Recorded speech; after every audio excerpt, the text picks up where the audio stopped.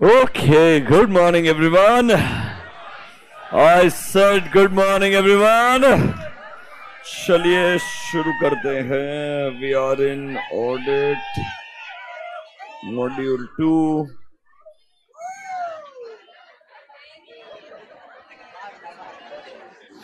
कल मैंने कुछ तो आपको पढ़ाने का ट्राई किया था, ऐसा मेरे को लग रहा है.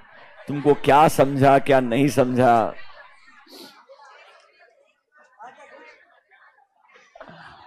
मेरे को लगता है इस चैप्टर को ऑप्शन छोड़ देते हैं.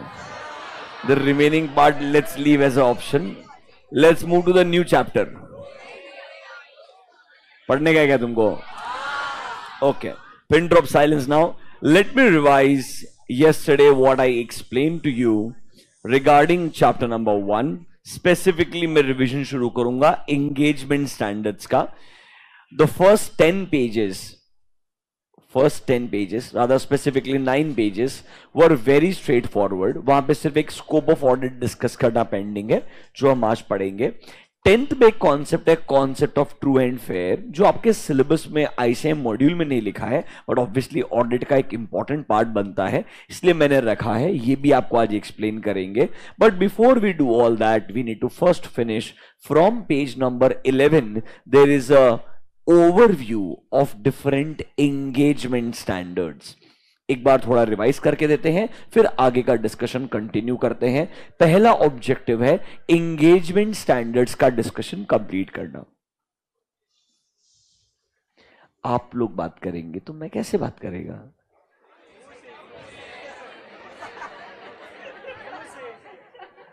चलो अब चुप हो जाओ, आ जाओ. Let's talk about meaning of the word assurance engagement. कल मैंने आपको assurance engagement समझाने के लिए कुछ एलिमेंट्स लिखवाए थे. क्या लिखवाए थे? एलिमेंट्स. एक काम कीजिए, नोटबुक निकालिए, वो एलिमेंट्स को डिस्कस करते हैं. उससे आपको एक assurance engagement समझेगा. फिर हम समझेंगे difference between audit, review and SAE. वह एक एग्जाम्पल था प्रोस्पेक्टिव फाइनेंशियल इंफॉर्मेशन. हम वहां पर जाएंगे. प्लीज आप बात मत कीजिए वरना आपको फायदा नहीं होगा. नोटबुक में जाइए, you will see a heading elements of an assurance engagement. Are you there? बच्चों ये बोलता है पूरी दुनिया में कोई भी अगर एक अश्योरेंस एंगेजमेंट है, उस अश्योरेंस एंगेजमेंट में 3 इंपॉर्टेंट पार्टीज होती है. One is called as responsible party, second is called as intended user and third is a word called as practitioner. मतलब 3 कॉमन वर्ड्स हैं. एक हम बोलते हैं रिस्पॉन्सिबल पार्टी, दूसरा हम बोलते हैं इंटेंडेड यूजर, तीसरा हम बोलते हैं प्रैक्टिशनर. मतलब क्या है? ये अश्योरेंस एंगेजमेंट को एग्जीक्यूट करने वाला जो इंसान होगा उसको हम प्रैक्टिशनर बोलेंगे. Sir why the word practitioner? Auditor क्यों वर्ड यूज नहीं कर रहे हैं? क्योंकि assurance is not only about audit, it is beyond audit. Assurance is a broader word. इसमें ऑडिट भी आएगा, रिव्यू भी आएगा एंड कुछ अदर एंगेजमेंट्स भी आएंगे. कल का एक एग्जांपल था प्रोस्पेक्टिव फाइनेंशियल इंफॉर्मेशन. आपको मैं आज आपके मॉड्यूल में एक एग्जांपल भी दिया है, वो भी बताऊंगा. बट टू रीच देयर आप पहले एक बार अंडरस्टैंडिंग को स्टैब्लिश कर लीजिए वापस से. एक एंगेजमेंट अश्योरेंस एंगेजमेंट तब होगा अगर 3 पार्टीज इन्वॉल्व है. उसमें ये जो एंगेजमेंट एग्जीक्यूट करने वाला पार्टी रहेगा वो कहलाएगा प्रैक्टिशनर. क्या कहलाएगा? प्रैक्टिशनर. क्या प्रैक्टिशनर का एक एग्जांपल ऑडिटर हो सकता है? हां sir, auditor is an example of practitioner. Practitioner is the broader word. हर बार ऐसा नहीं बोलेंगे कि सारे चार्टर्ड अकाउंटेंट सिर्फ एक ही काम करते हैं ऑडिट करने का. उसके बियॉन्ड भी कुछ एंगेजमेंट्स है, आप लोग वो परफॉर्म कर सकते हैं. इसीलिए ब्रॉडर वर्ड क्या होगा? Practitioner. Is the word practitioner clear to you? Can I say assume कर लीजिए अगर स्टैट्यूटरी ऑडिट एक अश्योरेंस एंगेजमेंट है तो सर जो ऑडिट करने वाला इंसान है स्टैट्यूटरी ऑडिटर, वो क्या कहलाएगा? प्रैक्टिशनर कहलाएगा. क्या कहलाएगा? प्रैक्टिशनर. अच्छा, अब मैं जिस चीज का ऑडिट करूंगा, मतलब मैं जो इंफॉर्मेशन को चेक करूंगा, वो इंफॉर्मेशन कहलाता है सब्जेक्ट मैटर. क्या कहलाता है? Subject matter. तो स्टैट्यूटरी ऑडिट के अंदर कैन वी से हम ऑडिट किसका करेंगे? फाइनेंशियल स्टेटमेंट्स का. सो कैन वी से financial statement is a subject matter. Who is responsible to prepare this subject matter? Responsible party. Who is responsible, sir? The word is responsible party. हमारे example में वो कौन होगा? Management. तो can I say there is auditor, there is management. Management will prepare financial statement, auditor will examine financial statement. इतना clear है क्या? अरे इतना क्लियर है क्या सर? एज अ ऑडिटर हम ये एग्जामिनेशन क्यों कर रहे हैं, रिपोर्ट किसके लिए बना रहे हैं? Because there are certain users and the word here is called as intended users, जो लोग एक्चुअली में इस अश्योरेंस रिपोर्ट को यूज करना चाहते हैं। मतलब सर अगर आप शांति से सोचें क्लियरली, ये आपके दिमाग में फिट हो जाना चाहिए। There is something called as auditor management. They will prepare financial statement. These financial statements are my subject matter. The one who is responsible to prepare is called as responsible party, and the one who is going to be responsible for examination of this will be called as practitioner. क्या आपको ये word समझ में आए क्या? Subject matter क्या है, responsible party क्या है, एंड प्रैक्टिशनर क्या है? इसमें कोई डाउट है? Can I say such engagements are normally called as assurance engagement. Sir ये जो प्रैक्टिशनर रहेगा ये क्या करेगा? ये ऑब्टेन करेगा सफिशिएंट एंड अप्रोप्रिएट एविडेंसेस। क्या ऑब्टेन करेगा? Sufficient and appropriate evidences. Audit में वो कहलाएंगे sufficient and appropriate audit evidences.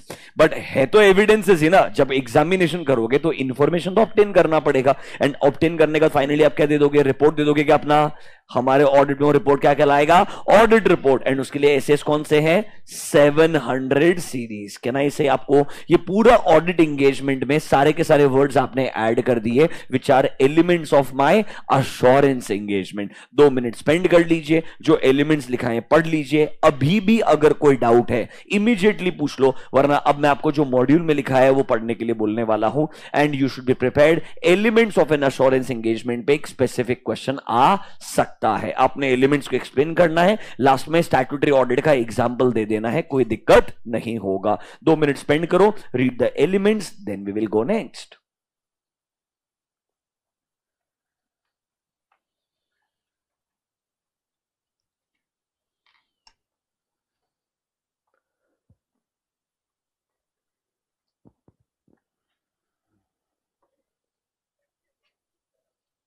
बिल्कुल जाएंगे वहां पे, रुक जा, अभी तुम्हें सिर्फ कल का रिवीजन करा है, एक भी वर्ड नया नहीं बोला है, रिलैक्स।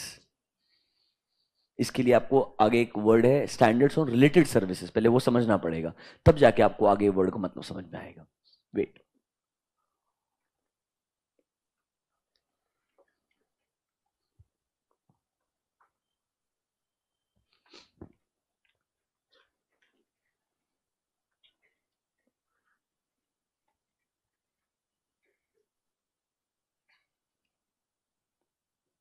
एलिमेंट्स क्लियर है क्या? चलो अब एक काम कीजिए, मॉड्यूल में आइए अपने। In your module come to page number 1.11। ये जो एलिमेंट्स है ये मैंने आपको वर्ड बाय वर्ड सब कुछ लिखवा दिया है। अब चाहो तो 1 मिनट में फटाफट यहां से भी रीड कर सकते हो। 1.11 जल्दी से, इसमें बस मुझे आपको एक जो लाइन पढ़ाने का है वो प्रैक्टिशनर वाला पॉइंट ही पढ़ाने का। आइए देखो क्या बोलता है सर। जनरली एक अश्योरेंस एंगेजमेंट में फॉलोइंग एलिमेंट्स होते हैं। देखो, there is a 3 party relationship, जहां पे एक प्रैक्टिशनर आएगा, रेस्पॉन्सिबल पार्टी आएगा एंड इंटेंडेड यूजर आएंगे। सर प्रैक्टिशनर मतलब a person who provides the assurance, मतलब जो एग्जामिन करके क्या देने वाला है? रिपोर्ट देने वाला है। रिपोर्ट में क्या आएगा? अश्योरेंस आएगा। अश्योरेंस का मतलब होता है कंफर्ट। अश्योरेंस का मतलब होता है comfort. I will examine, I will give you a report, that means I am comfortable with something. मैं आपको अपना कंफर्ट शेयर करूंगा, उसके बाद आप उसको यूज कर सकते हो for the purpose of your decision. आगे देखना, the term practitioner is mark the word broader than auditor because audit is related only to historical information, जबकि अगर प्रोस्पेक्टिव फाइनेंशियल इंफॉर्मेशन हुआ तो वो भी तो चेक एक चार्टर्ड अकाउंटेंट करने वाला है। इसीलिए वर्ड हम सिर्फ ऑडिटर यूज नहीं कर रहे, क्या वर्ड यूज कर रहे हैं? Practitioner. Can we say practitioner will include your audit concept, review concept as well as other assurance concept. Is that clear to you? मतलब can I say audit is a small part of assurance world. Assurance बहुत बड़ा दुनिया है, उसमें एक auditing एक essential part है। मैं मानता हूं audit is a big industry, but remember assurance is a bigger world. Is that clear to you? पक्का 100% समझ में आया? आगे देखो, यहां पर प्रैक्टिशनर में provide assurance not necessarily related to historical financial information, मतलब they can also provide assurance on prospective financial information. They can also provide assurance on prospective financial information. Historical के अलावा भी हम assurance दे सकते हैं. Audit और review सिर्फ किसका होता है? Historical financial information का होता है. इस पॉइंट नंबर एक क्लियर टू यू? यस और नो? पॉइंट नंबर बी एकदम टाइम पास है. रिस्पॉन्सिबल पार्टी वो रहेगा जो क्या बनाएगा? सब्जेक्ट मैटर का प्रिपरेशन करेगा. इंटेंडेड यूजर वो है जो ये अश्योरेंस रिपोर्ट को यूज करने वाला है. अश्योरेंस रिपोर्ट को दिमाग में एग्जांपल ले लीजिए. It's like your audit report. उसके जो यूजर्स रहेंगे वो क्या कहलाएंगे? इंटेंडेड यूजर्स कहलाएंगे. क्या तीनों पार्टीज का डेफिनेशन क्लियर है क्या? इसमें एक ही चीज को मार्क करना इंपॉर्टेंट, दैट इज प्रैक्टिशनर. क्योंकि वहां पर आपसे वो एमसीक्यू करेक्ट पूछ सकता है कि क्या प्रैक्टिशनर और ऑडिट सेम होता है? नहीं भाई, auditor is a smaller concept, practitioner is a broader concept, because it includes historical as well as other information. That other information का एक example is prospective financial information. इस point number 1 clear to you? Read appropriate subject matter. Example आपको पढ़ते समझ में आ जाएगा, time pass है. Read number 2.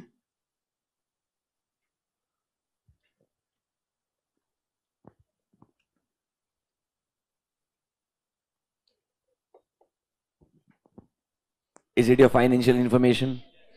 Obviously, can I say financial statements अगर आप बनाएंगे तो आपने कुछ ना कुछ क्राइटेरिया, स्टैंडर्ड्स को कंप्लाई करना चाहिए. तो ये क्राइटेरिया को मैनेजमेंट कंप्लाई करता है to prepare financial statement, and auditor उन्हें कंसिडर करता है to evaluate whether subject matter is properly prepared और not. So remember, for every subject matter there will be a criteria. Criteria का मतलब होता है लॉज और स्टैंडर्ड्स जो हम डिफाइन करते हैं कि आप किस तरीके से इस सिनेरियो में अकाउंटिंग करेंगे, किस तरीके से डिस्क्लोजर्स देंगे, किस तरीके से रिपोर्टिंग करेंगे. जब हम उसके लिए स्टैंडर्ड्स बना दें, वो स्टैंडर्ड्स क्या कहलाएगा? क्राइटेरिया कहलाएगा. क्या कहलाएगा? क्राइटेरिया. कि भाई इस बेसिस पे हम बोल रहे हैं ऐसा प्रिपरेशन होना चाहिए. तो मैंने आपको कल क्राइटेरिया पढ़ाया था that sir it's a standard जिसके बेसिस पे हम चेकिंग करते हैं कि सब्जेक्ट मैटर जो है वो बराबर है या नहीं है. मतलब सर फाइनेंशियल स्टेटमेंट चेक करने के लिए क्या कंसीडर करोगे?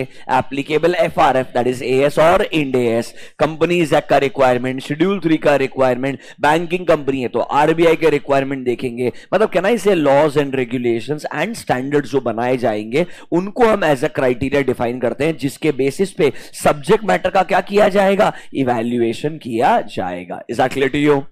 जब भी हम ऑडिट करें, अश्योरेंस करें, रिव्यू करें, do we need evidences? Yes. What kind of evidences we need? Sufficient and appropriate. Sufficiency का मतलब है quantity, appropriate का मतलब है quality. थोड़ा बहुत याद आ रहा है क्या कि सर कितना एविडेंस चेक करना चाहिए, कितना सैंपलिंग लगाना चाहिए? इसके लिए पढ़ाया था फैक्टर्स अफेक्टिंग सैंपल साइज, ऐसे 530 कई साल पहले पढ़ाया था. सैम्पलिंग जहां पे पढ़ाया था factors affecting sample size, tolerable error, expected error, sampling risk. याद आया क्या कुछ ऐसा? नाइस. लास्ट में जो भी आप काम करेंगे उसका फाइनली क्या देंगे? रिपोर्ट देंगे. That is called as assurance report. Elements word by word clear है क्या? अब मुझे लगता है आप केपेबल हो, खुद से डेफिनेशन पढ़ोगे अश्योरेंस एंगेजमेंट का. Now read the meaning of assurance engagement on your own. Everyone, page number 1.12. Read the meaning of assurance engagement. 11 पे 12 पे? चलो कोई बात नहीं, 11 पे रहेगा. Read the meaning.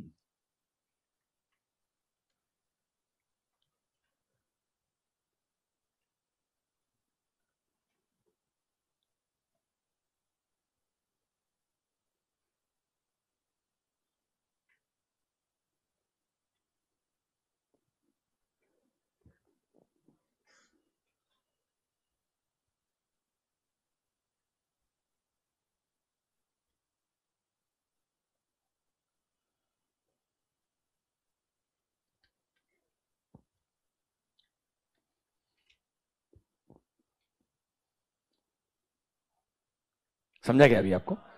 पक्का हर एक वर्ड? कुछ नहीं सर, ये एक ऐसा एंगेजमेंट है जहां प्रैक्टिशनर क्या देगा? कंक्लूजन देगा, जिससे क्या होगा? हमारे यूजर का कॉन्फिडेंस एनहांस होगा. सर ये यूजर्स विल इंक्लूड, ये अच्छा लाइन है, everyone other than responsible party. हालांकि देखो, याद करो एक टेक्निकल डिफरेंस है इधर. जब हमने यूजर्स ऑफ फाइनेंशियल स्टेटमेंट पढ़े थे, जब हमने यूजर्स ऑफ फाइनेंशियल स्टेटमेंट, उसमें मैनेजमेंट भी आ गया. अरे यूजर से मैनेजमेंट भी था क्या? फर्स्ट डे, पहला दिन याद करो। Management is also user, yes और नो? इस केस में यहां पर मैनेजमेंट यूजर नहीं है, याद रखना। इस केस में रिस्पॉन्सिबल पार्टी के अलावा बाकी लोग किस कैटेगरी में आ सकते हैं? इंटेंडेड यूजर में आ सकते हैं। Normally users includes the word management, here they are the responsible party, that's why they are not the intended user. ये लोग क्लियर है? रिस्पॉन्सिबल पार्टी अलग रहेगा, प्रैक्टिशनर अलग रहेगा, यूजर अलग रहेगा। They can not be common, they can not be common. Logical चीज है ना यार? अरे लॉजिकल चीज है ना यार। फॉर डिफाइनिंग दिस, बिकॉज ये सिर्फ ऑडिट के लिए नहीं लिखा है, ये अदर एंगेजमेंट्स के लिए भी लिखा है। आपके ऑडिट के केस में होता है कि management is also a user, in all other cases that may not be true, इसीलिए डिफाइन करते वक्त बोला है। ये तो आपको स्ट्राइक भी नहीं होता, बस मैं बता रहा हूं, क्योंकि यहां इसने क्या बोला है? Intended user other than responsible party, मतलब मैनेजमेंट के अलावा बाकी users.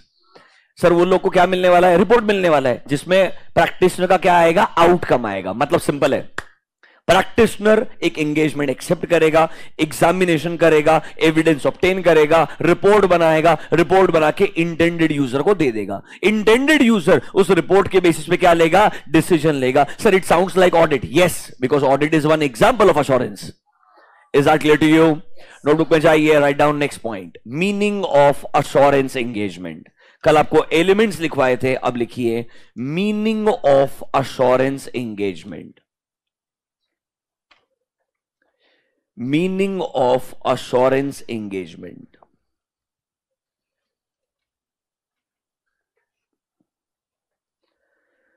assurance engagement means, meaning of assurance engagement dash करके लिखिए, assurance engagement means an engagement in which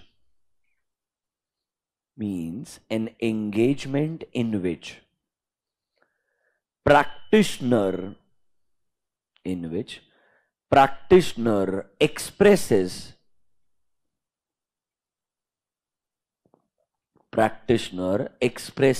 a conclusion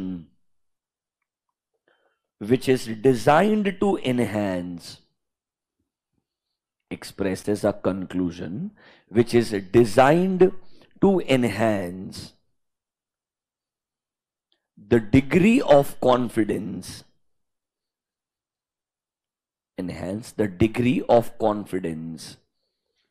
of intended users,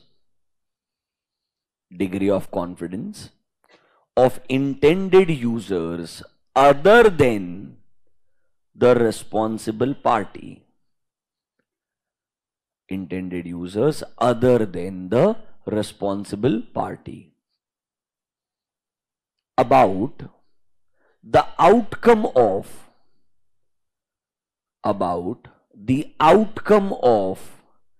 evaluation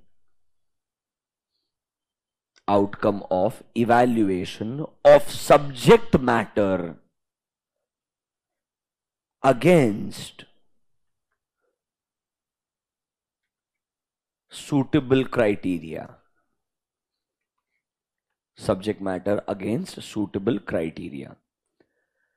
कुछ नहीं, हम इवैल्यूएट करेंगे सब्जेक्ट मैटर को, मतलब किसको इवैल्यूएट करेंगे? फाइनेंशियल स्टेटमेंट्स को, अगेंस्ट द क्राइटेरिया मतलब as per applicable FRF, and उसका जो आउटकम रहेगा वो किसको दे देंगे? इंटेंडेड यूजर्स को। तो उनको ये रिपोर्ट बना के देना, ऐसा एंगेजमेंट क्या कहलाएगा? अश्योरेंस एंगेजमेंट कहलाएगा। Are you absolutely in line with the definition of assurance engagement? See देखो, ऑडिट डेफिनेशन उन्होंने पूछना छोड़ दिया है क्योंकि इतना आसान लगता है। अश्योरेंस एंगेजमेंट का डेफिनेशन पहली बार डिटेल में लिख के दिया है इंटरमीडिएट में, आज तक था ही नहीं। आज तक ना बिल्कुल एंगेजमेंट स्टैंडर्ड्स में ये होते हैं, इतना ही था। जो एग्जांपल्स और जिस तरीके का मैं आपको डिटेल बता रहा हूं, इतना डिटेल मॉड्यूल में कभी नहीं था, इसीलिए इसमें कभी क्वेश्चन नहीं आता था। मैं इस बार इतना टाइम क्यों इन्वेस्ट कर रहा हूं इस मई 24 अटेम्प्ट के लिए या नवंबर 24 के लिए? क्योंकि मुझे लगता है अब नए सिलेबस में चैप्टर 1 के अंदर पहली बार डिटेल में लिख के दिया है, मतलब there is a high probability there will be a question around this area, चाहे वो एमसीक्यू आए, करेक्ट इनकरेक्ट आए, एलिमेंट्स पे आए, डेफिनेशन पे आए, कैसे भी आए। Are you comfortable with this? आगे बढ़ू क्या मैं? चलो सर, हमें समझ गया अश्योरेंस एंगेजमेंट में क्या है, हमें समझ में आ गया उनके एलिमेंट्स क्या है। इतना हर किसी को वर्ड बाय वर्ड क्लियर है क्या?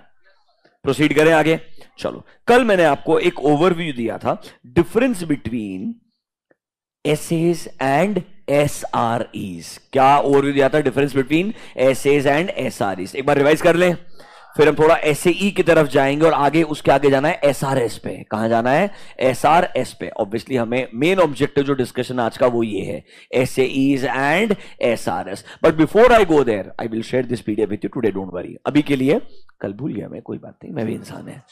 अभी के लिए will talk about the difference between SAs and S. नहीं, मैं चेक कर रहा था तुम में से कितने लोग को याद रहता है। तुम में से किसी एक ने भी रिमाइंडर मैसेज किया क्या मेरे को? एक लोग, तुमको खुद ही कोई याद नहीं रहता है। तुम क्लास में सुनता है, it's like a one way communication. है ओके, चलो अभी क्यों डिस्टर्ब कर रहा है फिर? चलो, डिफरेंस बिटवीन एसेज एंड एसआरईज मतलब सर हमें समझना है difference between audit and review. पहली बात तो दोनों में एक कॉमन चीज है, ऑडिट और रिव्यू हमेशा कौन से इंफॉर्मेशन का होता है? Historical financial info. ये दोनों में कॉमन चीज है। मतलब कैन आई से ये हमारे वो फाइनेंशियल स्टेटमेंट्स रहेंगे जिनके ट्रांजैक्शंस या इवेंट्स ऑलरेडी हो चुके हैं, उनका रिकॉर्डिंग हो चुका है। वो हिस्टोरिकल फाइनेंशियल इंफॉर्मेशन को जब हम चेक करेंगे तो ये या तो कहलाएगा ऑडिट या कहलाएगा रिव्यू। सर ये डिपेंड करता है आपको कितना अश्योरेंस चाहिए। अगर आपको रीजनेबल अश्योरेंस चाहिए तो ये प्रोसेस कहलाएगा ऑडिट। अगर आपको चाहिए लिमिटेड अश्योरेंस, मतलब कहना इसे थोड़ा सा कम अश्योरेंस लेवल चाहिए, तो ये प्रोसेस कहलाएगा रिव्यू। सो यहां वर्ड है रीजनेबल अश्योरेंस और यहां वर्ड है limited assurance. Sir which one is a higher level of assurance? Reasonable assurance. But is it absolute assurance? No. ये चीज दिमाग में फिट हो गया ना? मतलब कहना इसे reasonable assurance is a high level assurance but it is not, मतलब 100% चेकिंग ऑडिट में भी नहीं होता है। मतलब कहना है इसे ऑडिट में जो प्रोसीजर्स लगाएंगे उससे भी कम प्रोसीजर कहां लगाए जाएंगे? रिव्यू में लगाए जाएंगे। So it will involve fewer procedures, that is why the assurance is limited assurance, it will be lower than reasonable. Sir हम लोग जनरली यहां पे कौन से प्रोसीजर लगाते हैं? Inquiry and analytical. सर ऐसा क्यों? ताकि रिव्यू जल्दी खत्म हो सकता है। रिव्यू को डिजाइन ही इस तरीके से किया है कि आपको ज्यादा लेवल ऑफ अश्योरेंस चाहिए तो ऑडिट होने ही वाला है। For the time being audit होने में अभी समय है। आपको let's say quarterly results, 6 months के रिजल्ट्स या 9 मंथ्स के रिजल्ट्स में थोड़ा कंफर्ट चाहिए तो अभी रिव्यू करवा सकते हैं। ईयर एंडिंग के बाद ऑडिट वैसे भी हो जाएगा, तो अभी तक आपके पास ऑडिट रिपोर्ट अवेलेबल नहीं है तो कहना है इसे रिव्यू पहले होगा और जनरली बाद में ऑडिट होता है। कंपल्शन नहीं है, जनरली पहले रिव्यू होता है। क्वार्टरली रिजल्ट, 6 मंथ्स के नंबर्स, 9 मंथ्स के नंबर्स, एंड जब पूरा साल खत्म होगा उसके बाद में क्या होगा? ऑडिट होगा। Can I also say review के अंदर थोड़ा बैलेंस शीट पे फोकस ही नहीं होता है, क्योंकि क्वार्टरली नंबर्स वगैरह के लिए बैलेंस शीट रहेगा ही नहीं। It will be major focus on P&L items, yes और नो। ऑल्दो हम थोड़ा नंबर्स को देखने का ट्राई करते हैं बट मेजर एम्फोसिस या फोकस किस पे होता है? प्रॉफिट एंड लॉस अकाउंट के आइटम्स पे होता है। थोड़ा आपको रिव्यू एंड ऑडिट में डिफरेंस समझ में आया क्या? हाँ या ना? सर ऑडिट के लिए एसएस का लिस्ट पता है क्या आपको? हाँ। सर रिव्यू के लिए 2 ही स्टैंडर्ड्स है, कौन कौन से? SRE 2400 and 2410। इसमें 2410 इंपॉर्टेंट है क्योंकि यह स्पेशल बनाया है और सबसे ज्यादा यही काम में आता है कि अगर एक कंपनी का इंडिपेंडेंट ऑडिटर उर्फ स्टैट्यूटरी ऑडिटर, अगर एक कंपनी का इंडिपेंडेंट ऑडिटर या कि उसका मतलब क्या है? स्टैट्यूटरी ऑडिटर, वो ही रिव्यू कर रहा है किसी भी इंटरिम फाइनेंशियल इंफॉर्मेशन का, तो उसके लिए ऑडिट के साथ साथ में एक एंगेजमेंट और अप्लाई होगा। Can I say it is statutory audit plus SRE 2410। Is that clear to you? ये बनाया ही किसके लिए है? स्टैट्यूटरी ऑडिटर के लिए बनाया है। अगर आप ही क्या करने वाले हैं? रिव्यू करने। हम रिव्यू किसी और से भी करवा सकते हैं, हाँ। उस केस में हमेशा कौन सा स्टैंडर्ड अप्लाई होगा? SRE 2400, that is for general review. Is that clear to you?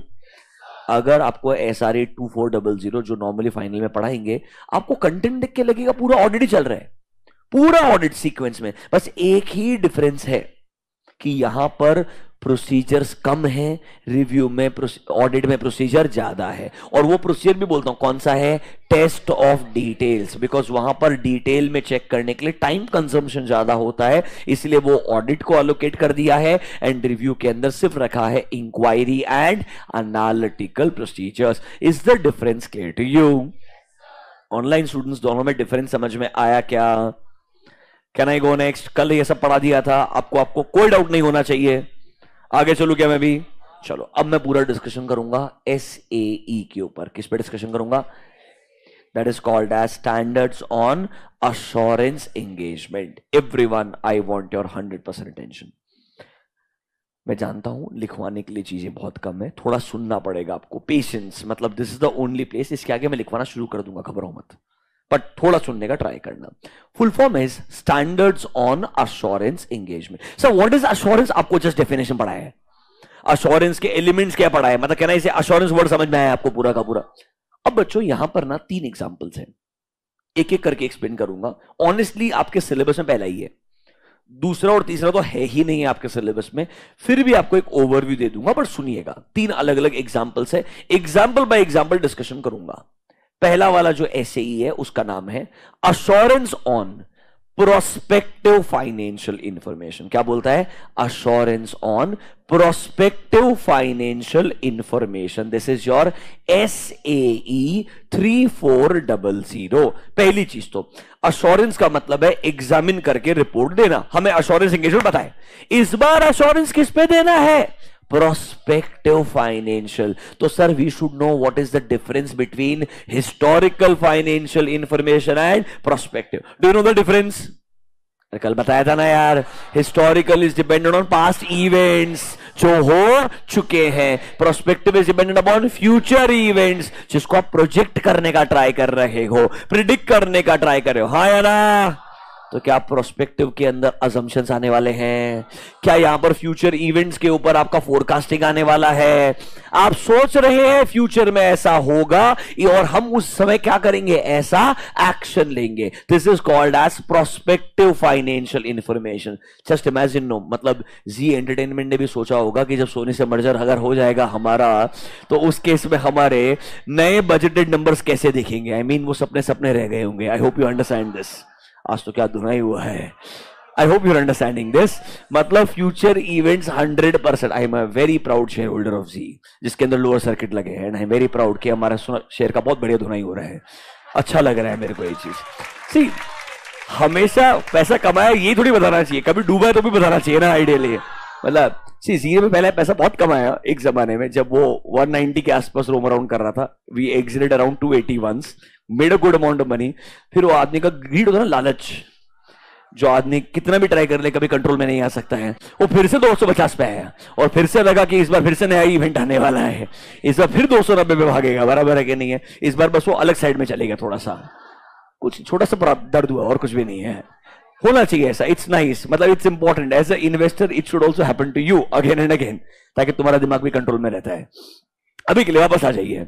SAE 3400, यहां पर वर्ड है prospective. Sir it is dependent upon future events which may और मे नॉट हैपन। बराबर है कि नहीं है? तो कैन आई से यहां पर पास्ट इवेंट्स का रेफरेंस नहीं आएगा, फ्यूचर इवेंट्स का रेफरेंस आएगा। यहां पर प्रोस्पेक्टिव फाइनेंशियल इंफॉर्मेशन, बताइए बच्चों कौन बनाने वाला है? Who will prepare the prospective financial information? Who will prepare the prospective fund? Responsible party। और थोड़ा अश्योरेंस की भाषा में बात करो ना यार। Who will prepare the prospective financial info? Responsible party। Check करने के लिए कौन जाएगा? प्रैक्टिशनर। वो अपनी रिपोर्ट बना के देगा क्या? हाँ। Can I call the report as assurance report? इस बार रिपोर्ट आएगा कि प्रोस्पेक्टिव नंबर्स रिलायबल है या नहीं है। हम कंक्लूजन देंगे, पर ध्यान रखना this is very close to predicting the future.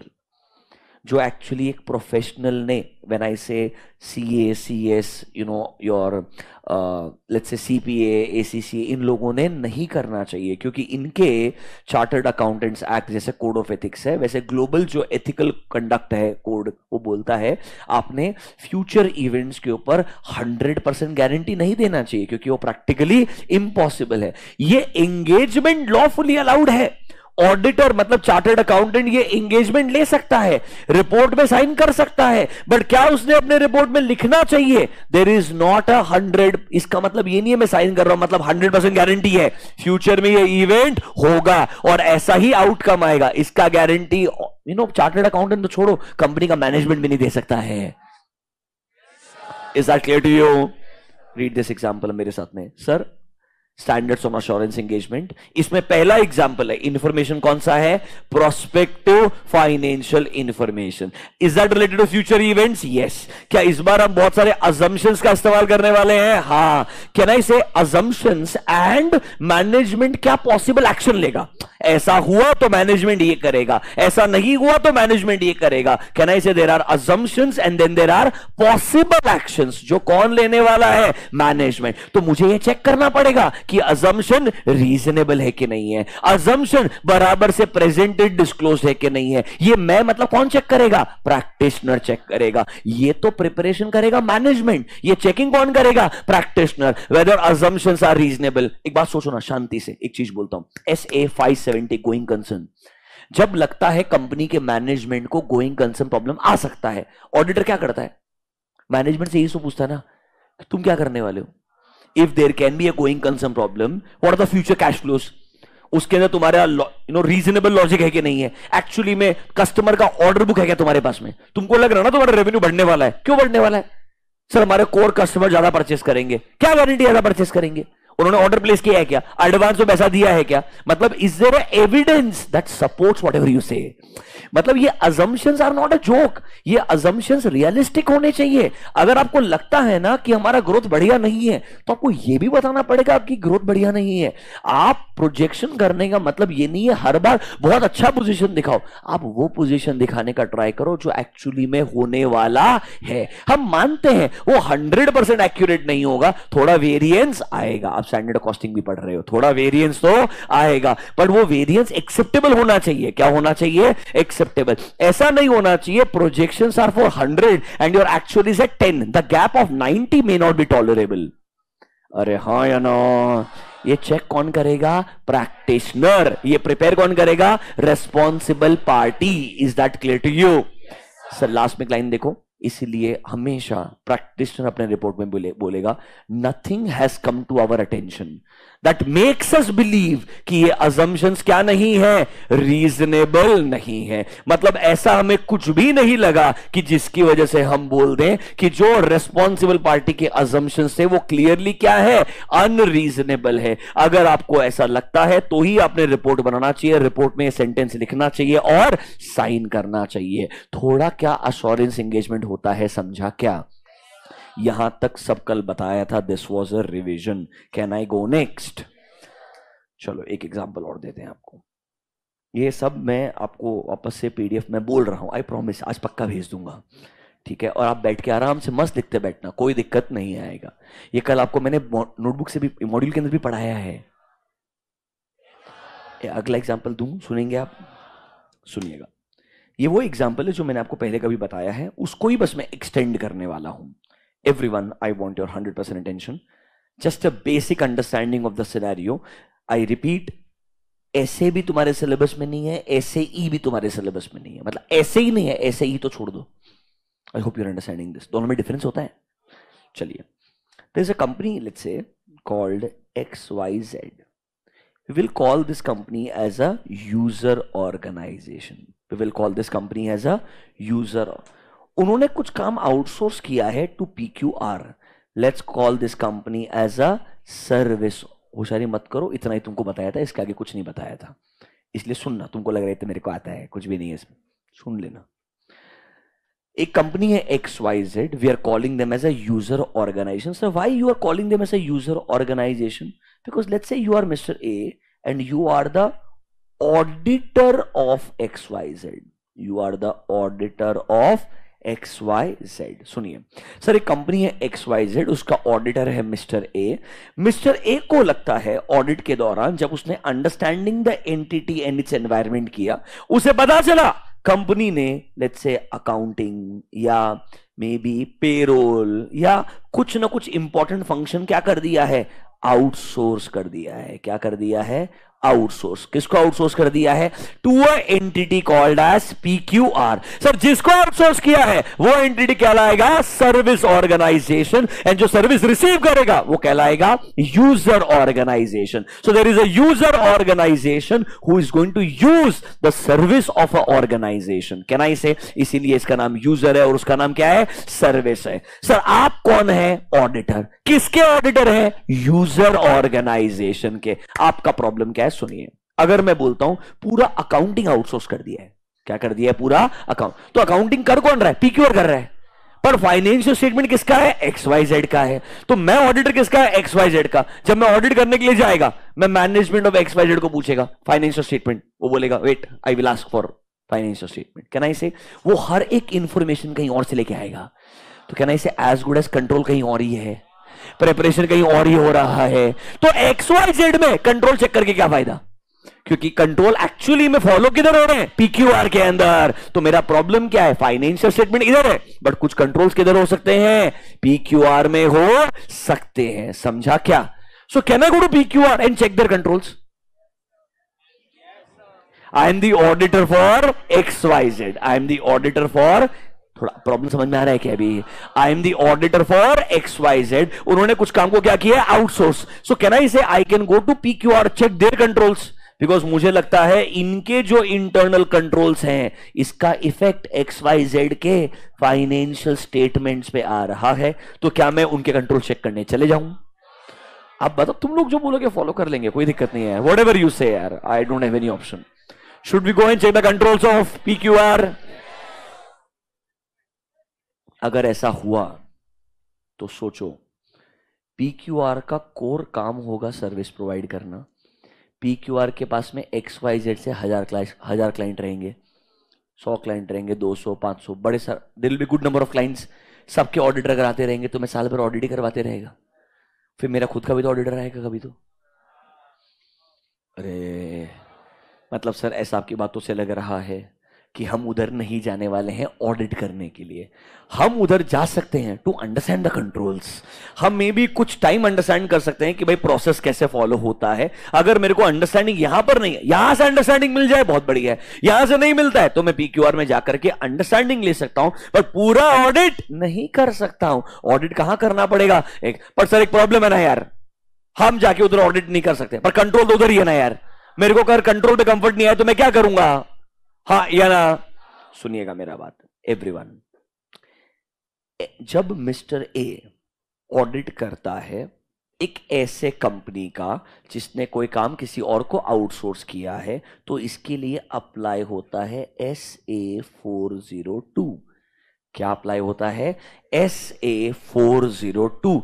When you are auditing a company जिसने अपना काम क्या किया है, आउटसोर्स किया है टू अ सर्विस ऑर्गेनाइजेशन, तो आपने क्या प्रोसेस लगाना है, वो किधर लिखा है, SA-402 में लिखा है। किधर लिखा है, SA-4, क्योंकि सर आप तो ऑडिटर हैं, ऑडिटर के लिए कौन सा स्टैंडर्ड अप्लाई होता है, एसेज। तो SA-402 is it auditing standard? Yes, applicable for a auditor of a company जिसने कोई काम क्या किया है, आउटसोर्स किया है। क्या आपको SA-402 का मतलब समझ में आया क्या? प्रोसीजर क्या लगा ना वो छोड़ दो, बताऊंगा। अभी के लिए मतलब समझ में आया क्या? हमारा टेंशन एक ही है, इनके कंट्रोल पे कंफर्ट चाहिए। तो एक काम करो ना यार, एक बात बताओ ना, जब मैं एक किसी को काम आउटसोर्स कर रहा हूं, think like a management of XYZ, think like a management of XYZ, you are outsourcing some work. अब PQR कोई काम क्यों दोगे, किसी और को भी दे सकते हो ना। PQR का एक्सपर्टीज होना चाहिए ना, मतलब PQR को एटलीस्ट अपना एक बढ़िया रेपुटेशन बिल्ड करना चाहिए। कहीं ना कहीं PQR प्रूव कर पाएगा that PQR is very good with this work, then only you will outsource it to PQR, otherwise you can give this work to anyone else. Can I say, जो आपको टेंशन है कि कंट्रोल उधर है, वो टेंशन सबसे पहले PQR को है, क्योंकि हम काम करने वाले हैं और हर क्लाइंट का अपना स्टैट्यूटरी ऑडिटर रहेगा, वो आके परेशान करते बैठेगा, कंट्रोल कैसा है, कंट्रोल कैसा है, अरे अच्छा ही है, तो कैसे prove? So I need a certificate, I need a certificate. Everyone, internal control के लिए एक सेपरेट सर्टिफिकेट मिल सकता है कि एक सर्विस ऑर्गेनाइजेशन के इंटरनल कंट्रोल कैसे हैं, अच्छे हैं। यह सर्टिफिकेट देने के लिए जब मैं किसी को अपॉइंट करता हूं, उसके लिए अप्लाई होता है SAE 3402। नहीं, वापस बोलता हूं। Are you guys there? हो ना तुम लोग? वापस से ट्राई करना है एक बार। सर समझेगा यार, बहुत टाइम पास है।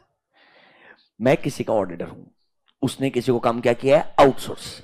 मुझे डर क्या है, कंट्रोल्स उधर है, तो मैं कंट्रोल समझ सकता हूं, पर चेक करने के लिए नहीं जा सकता यार।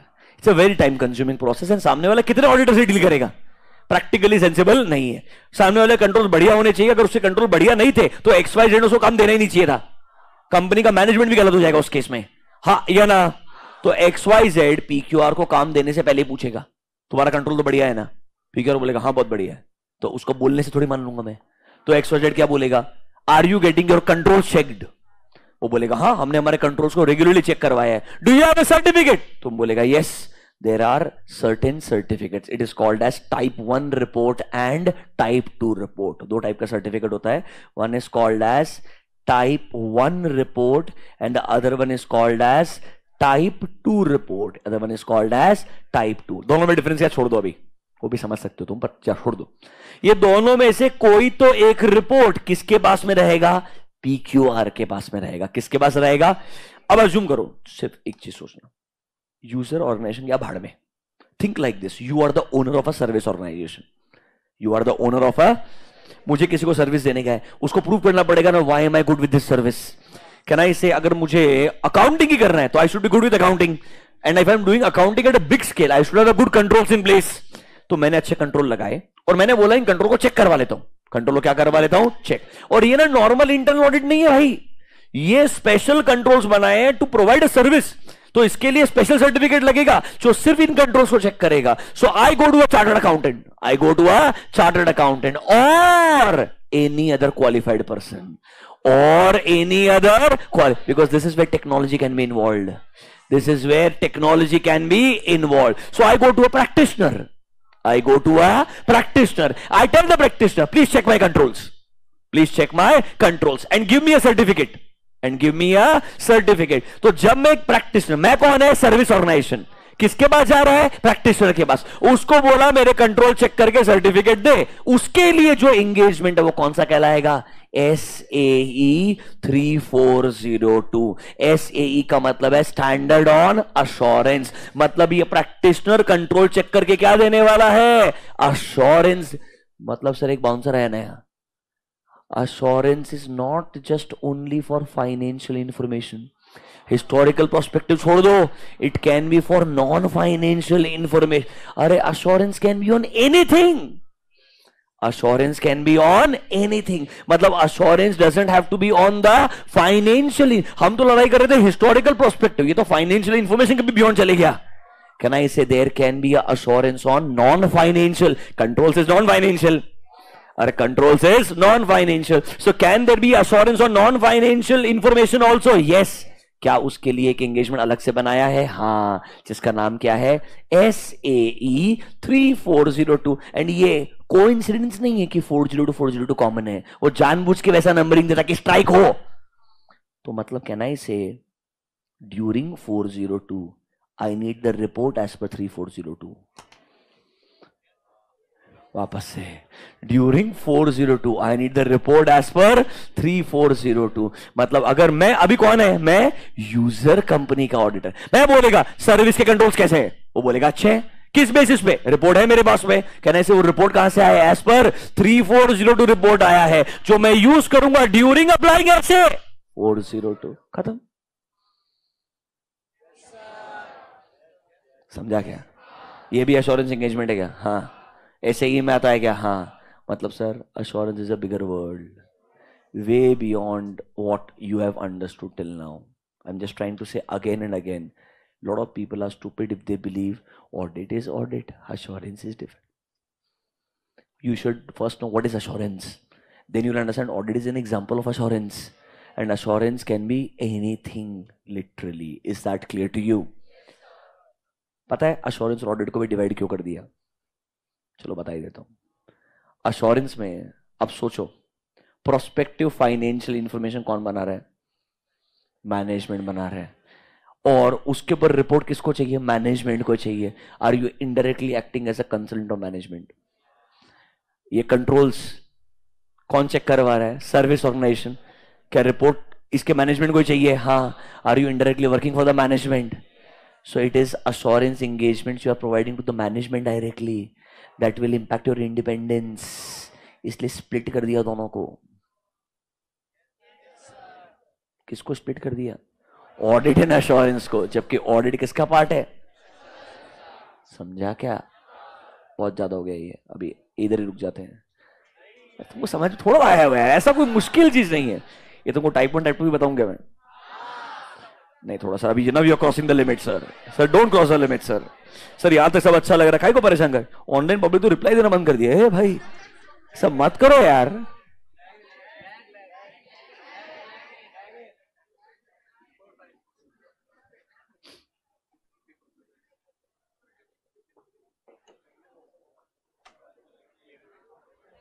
Online public reply. चलो जाने दो. देखो, एग्जाम के लिए चीजें बहुत आसान है, जेन्युइनली. ये मतलब ये फाइनल लेवल के लिए हो गया, मतलब ये ऑनेस्टली फाइनल में बताना चाहिए. वो भी अब बताना पड़ता है क्योंकि सिलेबस में है, वरना अभी तक तो वो भी नहीं था. 402 फाइनल के अंदर है, 3402 फाइनल के अंदर है. बस एग्जाम्पल आप, मैंने आपको क्यों बताया पता है क्या? क्योंकि आईसीआई ने थोड़ी सी गुस्ताखी की. हाँ, गुस्ताखी है मेरे हिसाब से. ऐसा चीज लिख के दिया बच्चों को चांस ही नहीं समझ में आने का. Come to 1.13, look at the डब्बा. 1.13. यार क्या मस्त चीज बता रहा हूं. This is way better than the chapters what we were discussing यार. तुम चैप्टर के लायक हो, तुमको डेफिनेशन ऑडिट पढ़ाना चाहिए, वो एडवांटेजेस लिखाना चाहिए बैठ करके. चलो come to the box. Look at the box once. Page number 1.13.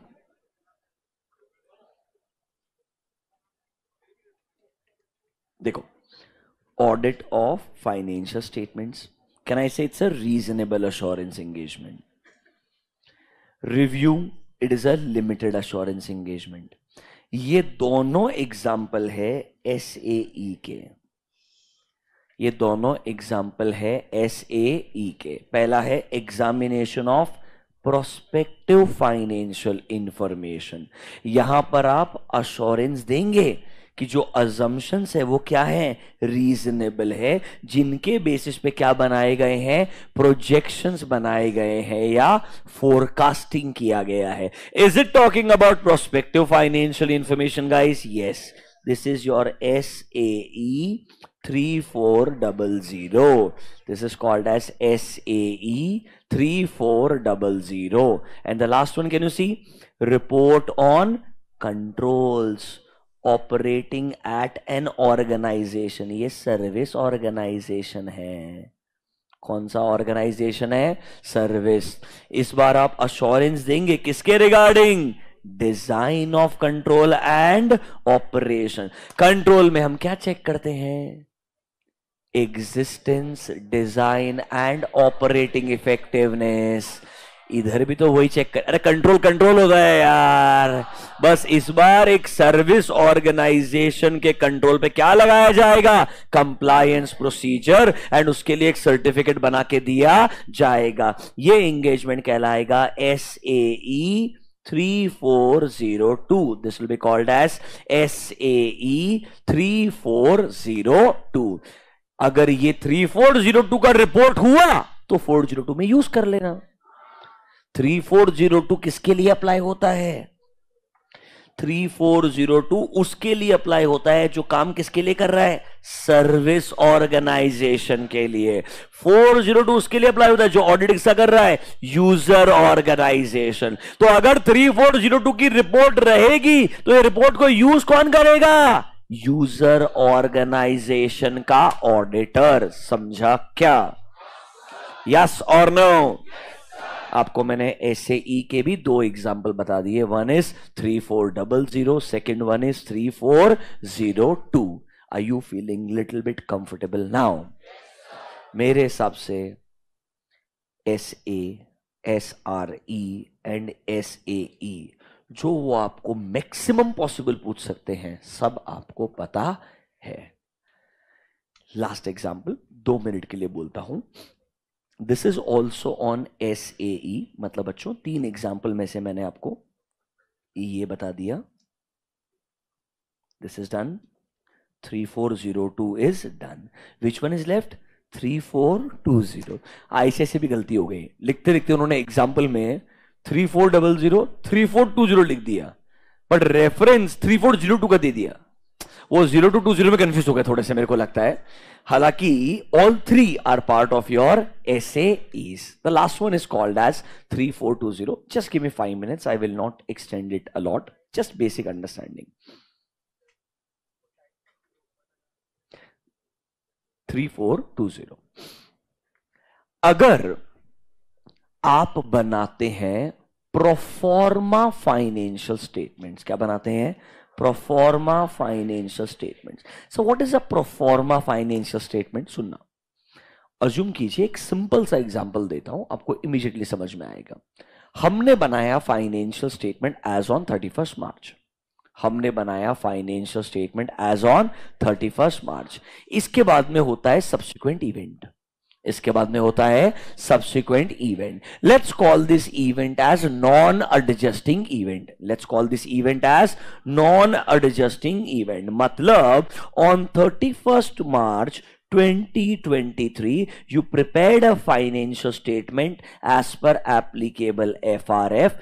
After this there is an event called as subsequent event, and in our example it is called as non-adjusting event. It is called as non-adjusting. मतलब इसका effect इस financial statement में नहीं आएगा, सिर्फ क्या आएगा? Disclosure आएगा। अरे बच्चों, 2 इवेंट होते हैं। एडजस्टिंग मतलब जिसका एडजस्टमेंट होगा, नॉन एडजस्टिंग मतलब जिसका एडजस्टमेंट नहीं होगा। अज्यूम कीजिए 31 मार्च के बाद में company wants to go public, that means they want to go for IPO. अब सर, जब मैं आईपीओ के लिए पैसा रेस करने के लिए जाएगा, तो क्या मेरे जो पोटेंशियल इन्वेस्टर्स हैं, जो मेरे पोटेंशियल इन्वेस्टर्स हैं, उनको मुझे क्लियर पिक्चर देना पड़ेगा कि भाई एक्चुअली में 31 मार्च के जो नंबर है ना, वो क्लियर पिक्चर नहीं है, उसके बाद में भी कुछ क्या हुए हैं? नॉन एडजस्टिंग सब्सिक्वेंट इवेंट्स हुए हैं। तो प्रोफॉर्मा फाइनेंशियल स्टेटमेंट्स का मतलब होता है ये financial statement as it is लो, प्लस जो आपके नॉन एडजस्टिंग इवेंट्स हैं, जो आपके क्या है? नॉन एडजस्टिंग सब्सिक्वेंट इवेंट्स है, उन्हें एडजस्ट कर दो।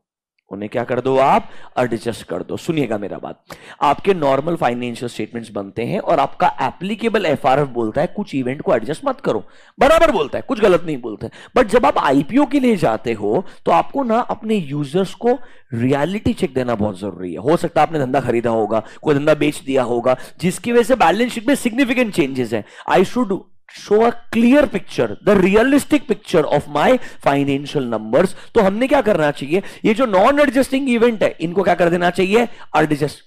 मतलब प्रोफॉर्मा के अंदर पावर दिया है मैनेजमेंट को, तुम तुम्हारे हिसाब से फाइनेंशियल स्टेटमेंट बनाओ ताकि आपकी कंपनी का एक ट्रू पिक्चर दिखे, ताकि इन्वेस्टर ना ये एप्लीकेबल एफआरएफ तो साल के एंड से दिखते जाएगा, आज उसको सही पिक्चर दिखे बैलेंस शीट का सिचुएशन क्या है, मैंने इस धंधे में पैसा इन्वेस्ट करना चाहिए या नहीं करना। हालांकि वो बात अलग है, आधा पब्लिक कोई देखता ही नहीं।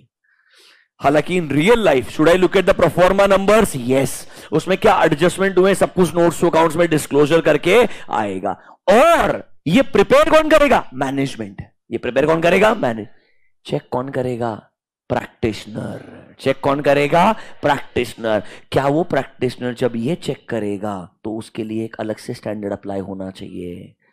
मतलब जो आपके प्रोफॉर्मा फाइनेंशियल स्टेटमेंट है, इनको चेक करने के लिए जो स्टैंडर्ड अप्लाई होगा, that is called as SAE 3420। This is called as SAE 3420। वापस से सुनिएगा, सिंपल सा चीज है सर। 31 मार्च को फाइनेंशियल्स बनाए, उसके बाद कुछ नॉन एडजस्टिंग इवेंट्स हुए जिनको हमारा एप्लीकेबल FRM बोलता है एडजस्ट करो ही मत।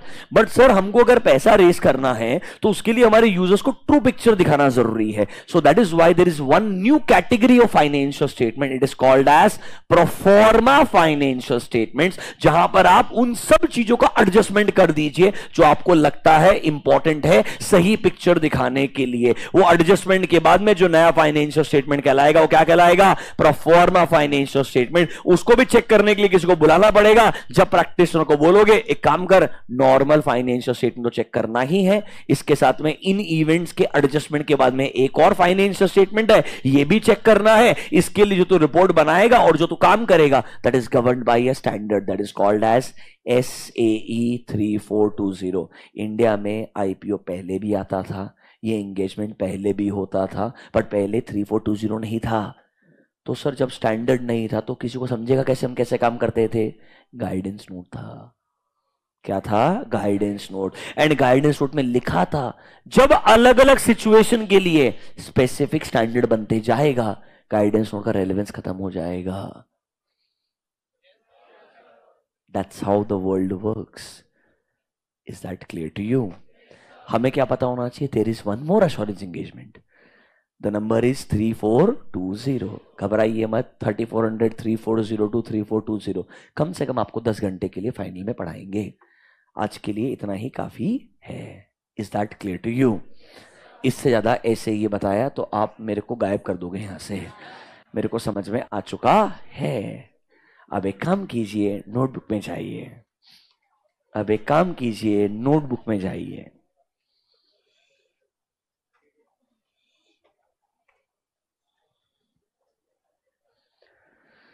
मुझे आपसे डर लग रहा है। अच्छा काम करो, पानी P low. I will make it very simple now, don't worry guys. पानी वानी पी लो थोड़ा सा आराम से। Will close it of now, chapter खत्म करते हैं, टेंशन मत लो, don't worry.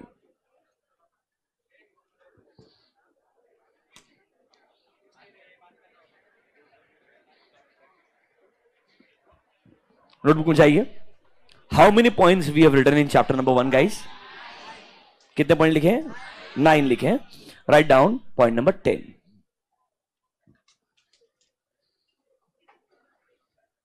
Sir, why this SAE 3420 is not performed by auditor? Who said it is not performed by auditor? I use the word practitioner, क्योंकि ये audit नहीं है, वरना ऐसे में जाता, SAE में कहीं को जाता भाई। चलो पॉइंट नंबर 10 लिखिए। Difference between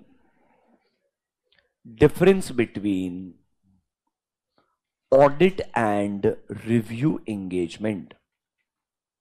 difference between audit and review engagement और reasonable assurance engagement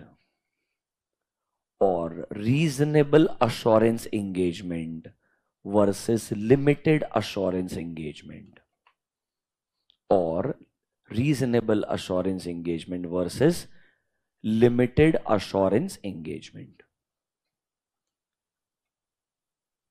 this can be one important question at a intermediate level. आपने ना सिंपल ये जो टेबल दिया है 2 मिनट मेरे साथ में पढ़ लीजिए, बहुत ही इजी है। आराम से 4 पॉइंट लिख के दिए हैं। आप अगर खुद से लिखें ना लिखें, डायरेक्टली पढ़ें, कोई दिक्कत नहीं आएगा। आई थिंक मैंने आपको इतनी बार रिवाइज करके बोला है कि एटलीस्ट थोड़ा दिमाग लगा के खुद आप आंसर लिख पाएंगे। आइए पेज नंबर 1। अब मैं प्योरली एग्जाम के हिसाब से डिस्कशन कर रहा हूं। मैंने SRS को थोड़ी देर के लिए साइडलाइन कर दिया है। SRS पढ़ाने का है, मुझे पता है, भूलो मत, टेंशन मत, आई रिमेंबर एवरीथिंग। बट क्या सब कुछ एक साथ में अगर आपको सर पे डाल दिया ना तो आप भूल जाओगे। Come to 1.12, look at the box. If you are comfortable with this difference, look at it quickly. 2 minute आपके पास में, आप खुद ये डिफरेंस लिख पाओगे क्या 4 मार्क के लिए? पढ़ लीजिए फटाफट से 2 मिनट के लिए। Will go next.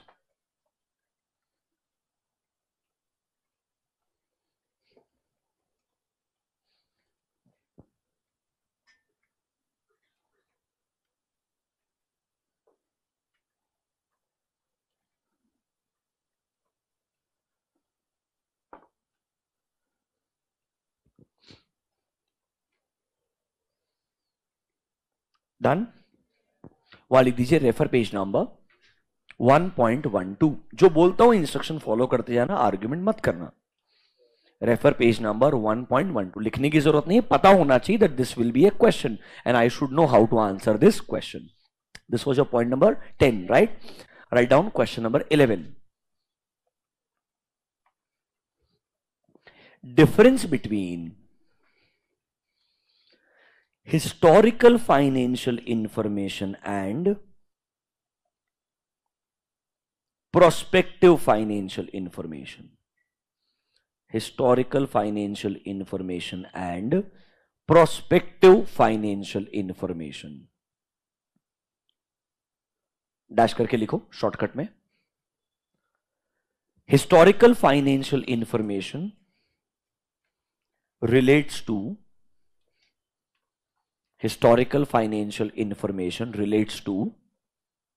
events, transactions or conditions which have occurred in past periods.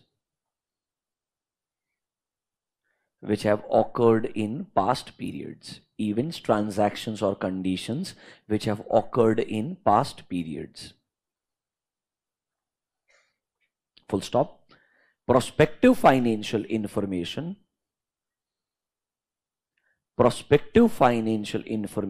relates to future events and possible actions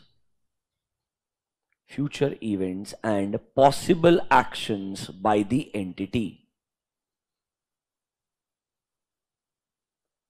Future events and possible actions by the entity, comma, this information is based on,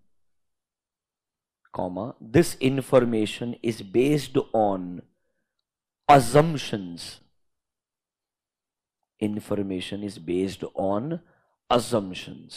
Full stop. क्या आपको difference समझ में आया? 2 minute spend करो, पढ़ो। You should know the difference between historical and prospective information. Basic चीजें हैं, MCQ correct incorrect में यही आता है।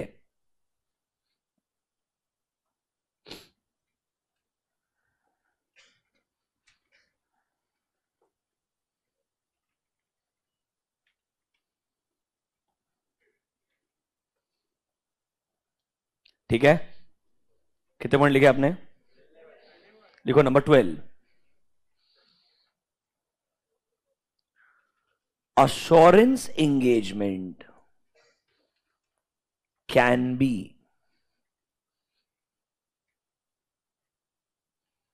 ऐसे 3 arrow banana. It can be audit, it can be review, और नंबर 3 अदर एंगेजमेंट। अब इसमें ऑडिट और रिव्यू दोनों के लिए वर्ड लिखना historical financial information. Assurance engagement can be audit, review और अदर एंगेजमेंट। ऑडिट रिव्यू दोनों के लिए लिखना historical financial information. Assurance engagement can be audit, review, other engagement. Audit review के लिए क्या लिखना? Historical financial information. ये जो अदर एंगेजमेंट है उसके नीचे number 1 SAE 3400, this will be your prospective financial information.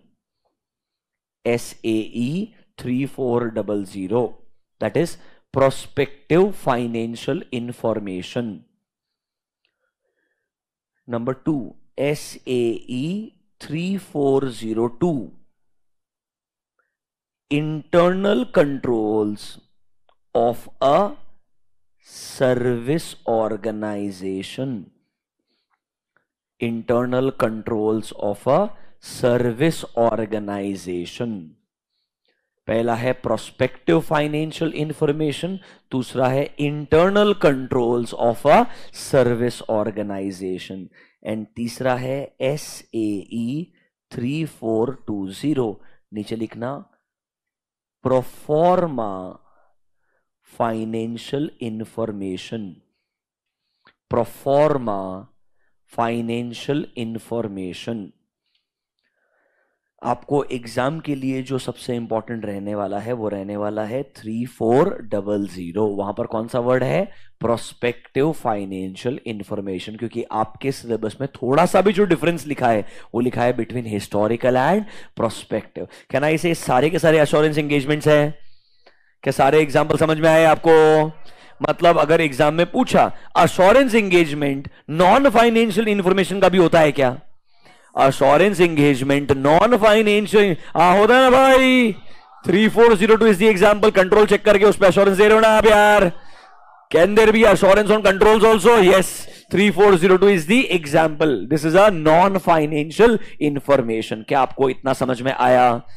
मतलब सर सुनिए, ऑडिट रिव्यू डिफरेंस लिख लोगे, फिर आपको समझ में आया हिस्टोरिकल फाइनेंशियल इंफॉर्मेशन क्या है, प्रोस्पेक्टिव फाइनेंशियल इंफॉर्मेशन क्या है, दोनों में डिफरेंस समझ में आया। फिर अश्योरेंस एंगेजमेंट के सारे कैटेगरीज है, मेजर मुझे फोकस करना था अदर एंगेजमेंट पे। किस पे करना था? अदर एंगेजमेंट पे। उसमें प्रोस्पेक्टिव आ सकता है, कंट्रोल्स आ सकते हैं एंड प्रोफॉर्मा आ सकता है। इतना सब कुछ समझा क्या? Can I go next? Are you feeling comfortable? मेरे हिसाब से जो आईसीआई के मॉड्यूल के हिसाब से आपको मेजॉरिटी चीजें समझनी थी वो आपने बराबर से लिखी है। अब आगे बढ़े क्या? चलो लेट्स गो नेक्स्ट। मेरे हिसाब से ये पार्ट पूरा मैंने तुमको समझा दिया, डिफरेंस समझा दिया, ये डब्बा समझा दिया। एक एक बॉक्स और दिया है, चलो 1.14 देख लो। ये एग्जांपल मैंने शायद वैसा ही लिखवा के दिया, आपको थोड़ा अलग लिखवा के दिया, बेहतर ही लिखा के दिया confirm. Reasonable assurance engagement audit कहलाएगा, लिमिटेड अश्योरेंस रिव्यू कहलाएगा। अश्योरेंस सर वो भी अश्योरेंस के पार्टी, दोनों के दोनों भूलना मत। अरे सर ये अश्योरेंस कहना इसे, it can deal with matters other than historical, so it can be prospective, so it can be examination of prospective, or can it also be assurance regarding operation of controls? but किसके controls है ये? Service organisation के। these are controls of service organisation. समझा क्या? सिर्फ examples दिए हुए diagram के फॉर्म में, आपको ये सब समझना चाहिए। पक्का क्लियर है? आगे बढ़ूं? चलो अब एक काम करो, पेज नंबर 1.14 पे आओ। कुछ एकदम बेसिक चीजें हैं जो सिर्फ एक बार रीड करनी है। मुझे नहीं लगता है आपको अब कुछ भी लिखने की जरूरत है, सीधा मैं जब एसआरएस पे जाऊंगा उधर ही कुछ लिखने का जरूरत होगा। आइए 1.14, can you see standards on auditing. Sir ये तो हमने कम से कम पूरा 1 महीना पढ़ा है, तो ये टाइम पास लगना चाहिए। चलो टाइम पास से पढ़ते हैं। Standards on auditing will apply when you're doing audit of financial statement, and normally audit कौन करेगा? Independent auditor. So this will apply in case of which information? Historical information. हमको पता है क्या ऑलरेडी ये चीज? Yes. Number 2, sir standards on auditing में ना अलग अलग इश्यूज कवर्ड है। ओवरऑल ऑब्जेक्टिव क्या होता है, डॉक्यूमेंटेशन क्या होता है, प्लानिंग क्या होता है। तुमको क्या बता रहा है ये सब? सारे के सारे ऐसे तुमको पता है यार। 200, 210, 220, 230, 300, 400, 5, 6, 7 तक गए हो तुम लोग यार। डोंट थिंक एग्जांपल्स तुम्हारे लिए टाइम पास है? Can I just ignore all this? मतलब एग्जाम में क्या किस्मत होगी ना अगर पूछेगा short note on standards on auditing. मतलब बेस्ट पार्ट है मीनिंग लिखने का, टाइम पास, और जो मन में आए 4 एसेज लिख देने का, 4-5 पॉइंट लिख देने का, कुछ तो ऐसा। Are you comfortable with this? Can I ignore this guys? चलो let's go next. Can you see standards on review engagement? Can you see standards on review engagement? मेरे हिसाब से हर एक वर्ड पढ़ाया है, आप खुद से एक बार रिवाइज करके क्लोज कर दो। You have 2 minutes. 1.15 आपको अगली बार खुद से पढ़ने का जरूरत ही नहीं पड़ेगा चैप्टर, अगर आप मेरा प्रोसेस फॉलो कर रहे हो तो। डर तो लग रहा है मेरे को, बट ठीक है।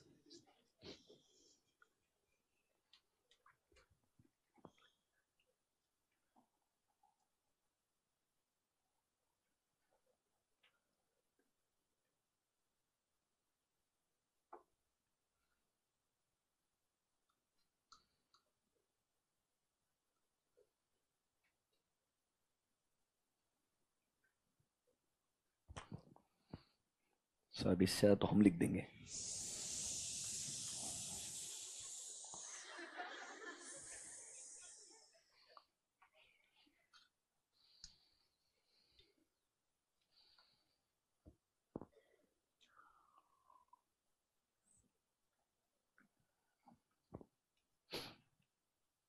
Honestly बोलो, are you comfortable with every word? Let's go next. Standards on assurance engagement. Same procedure follow, I have taught you everything. जल्दी पढ़ो।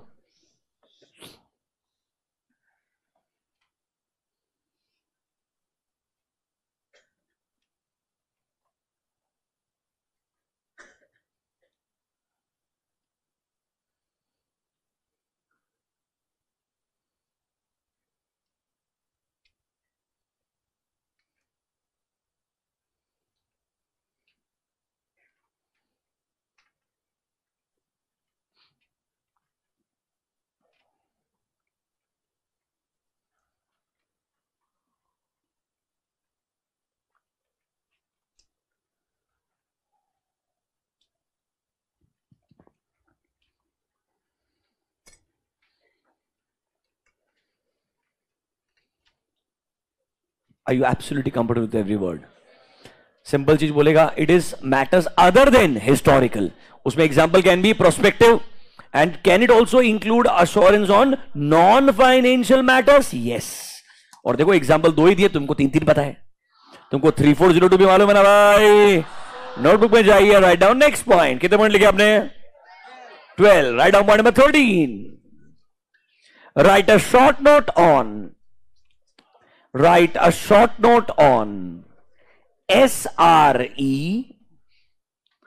and SAE. Write a short note on SRE and SAE. Brackets में लिखिए refer page number 1.15। बहुत आसान है, नहीं लिखने का जरूरत है यार। आई मीन तुमको जो मैं वो पीडीएफ भेजेगा मेरे समरी का, वो लिखोगे तो वही एज गुड एज होमवर्क हो जाएगा तुम्हारा यार। मैं अज्यूम कर रहा हूं तुम लोग सही में सुनना था मेरे को इतना टाइम तक, इसलिए तुम लिख सकते हो ये। You are capable, there is no point repeating this. बराबर है ना? एसआरएस पे चले जाऊंगा फाइनली। दो ही बचा है अभी, एसआरएस बचा और एसक्यूसी बचा है, कुछ भी नहीं है। उड़ा देंगे फटाफट से। क्या खत्म करते हैं यार दोनों को, क्या टाइम पास करते रहते तुम लोग यार। क्या बोलते हैं? एक काम करते हैं, पहले टाइम पास करते थोड़ा सा।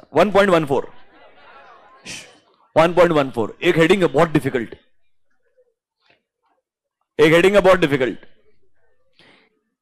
Engagement and quality control. Can you see word engagement and?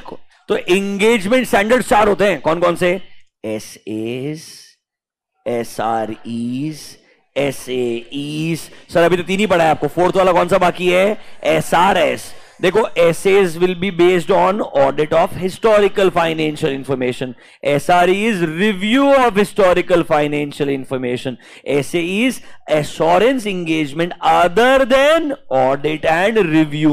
Can I say incomplete है इसमें? other than audit review में इसके अलावा नॉन फाइनेंशियल इंफॉर्मेशन भी आ सकता है, हाँ या ना? क्या आपको 1 2 3 समझ में आया क्या? नंबर 4 एसआरएस अभी के लिए छोड़ दीजिए, आपको जस्ट एक्सप्लेन करेंगे तो पॉइंट नंबर 4 भी हो जाएगा। कैन आई से 1 2 3 एकदम क्लियर है क्या? फाइनली जाए एसआरएस के ऊपर। चलो आई विल ट्राई। ये वाला थोड़ा सा मुश्किल है समझना, बट अगर आप थोड़ा 2-3 चीज जो मैं बोलूंगा अगर सुन लोगे तो शायद समझ में आ जाएगा। देखो फुल फॉर्म क्या है? Standards on related services. सुनिएगा सर, यहां पर ना आप ना तो ऑडिट करने वाले हैं, ना रिव्यू करने वाले हैं, ना ही किसी चीज पे अश्योरेंस देने वाले हैं। मतलब यह ना तो ओपिनियन आएगा ना कोई कंक्लूजन आएगा। मतलब this is a engagement other than audit, review और एनी काइंड ऑफ अश्योरेंस। तो वो आखिरी कैटेगरी में आ जाएगा, that is called as SRS. एक तरीके से ना ये रेसिडुअल कैटेगरी है, बट ये किससे रिलेटेड होगा? सुनना मेरा बात। The work is still related to financial information. The work is still related to financial information. Assume a situation, ये याद है आपको आईपीओ के लिए आपके लास्ट 3 साल के 5 साल के नंबर्स कंपाइल करके प्रेजेंट करने होते हैं। आपने अगर कभी प्रोस्पेक्टस देखा होगा, उसमें आपके पास में सिर्फ करंट ईयर के नंबर नहीं होते, प्रीवियस ईयर के नंबर्स भी आते हैं एंड उनका समरी बनाना पड़ता है। It's a compilation of numbers, it's a compilation. तो सर अगर आप कंपनी के मैनेजमेंट को हेल्प करते हैं in the preparation and presentation of financial statements, इस बार आप ऑडिट नहीं करने हैं, इस बार आप रिव्यू नहीं कर रहे हैं, इस बार आप अश्योरेंस नहीं दे रहे हैं. You are helping them in the presentation of financial statement, और you are helping them in compilation of financial statement, और you are helping them to prepare the budgetary report. इस बार प्रोस्पेक्टिव इंफॉर्मेशन आप बनाने में हेल्प कर रहे हो, ना कि चेक करने में. आज तक ऑडिट, रिव्यू, अश्योरेंस में आप प्रैक्टिशनर थे. You were not the responsible party. You were the practitioner, not the responsible party. If I start helping the responsible party, I go to category number 4.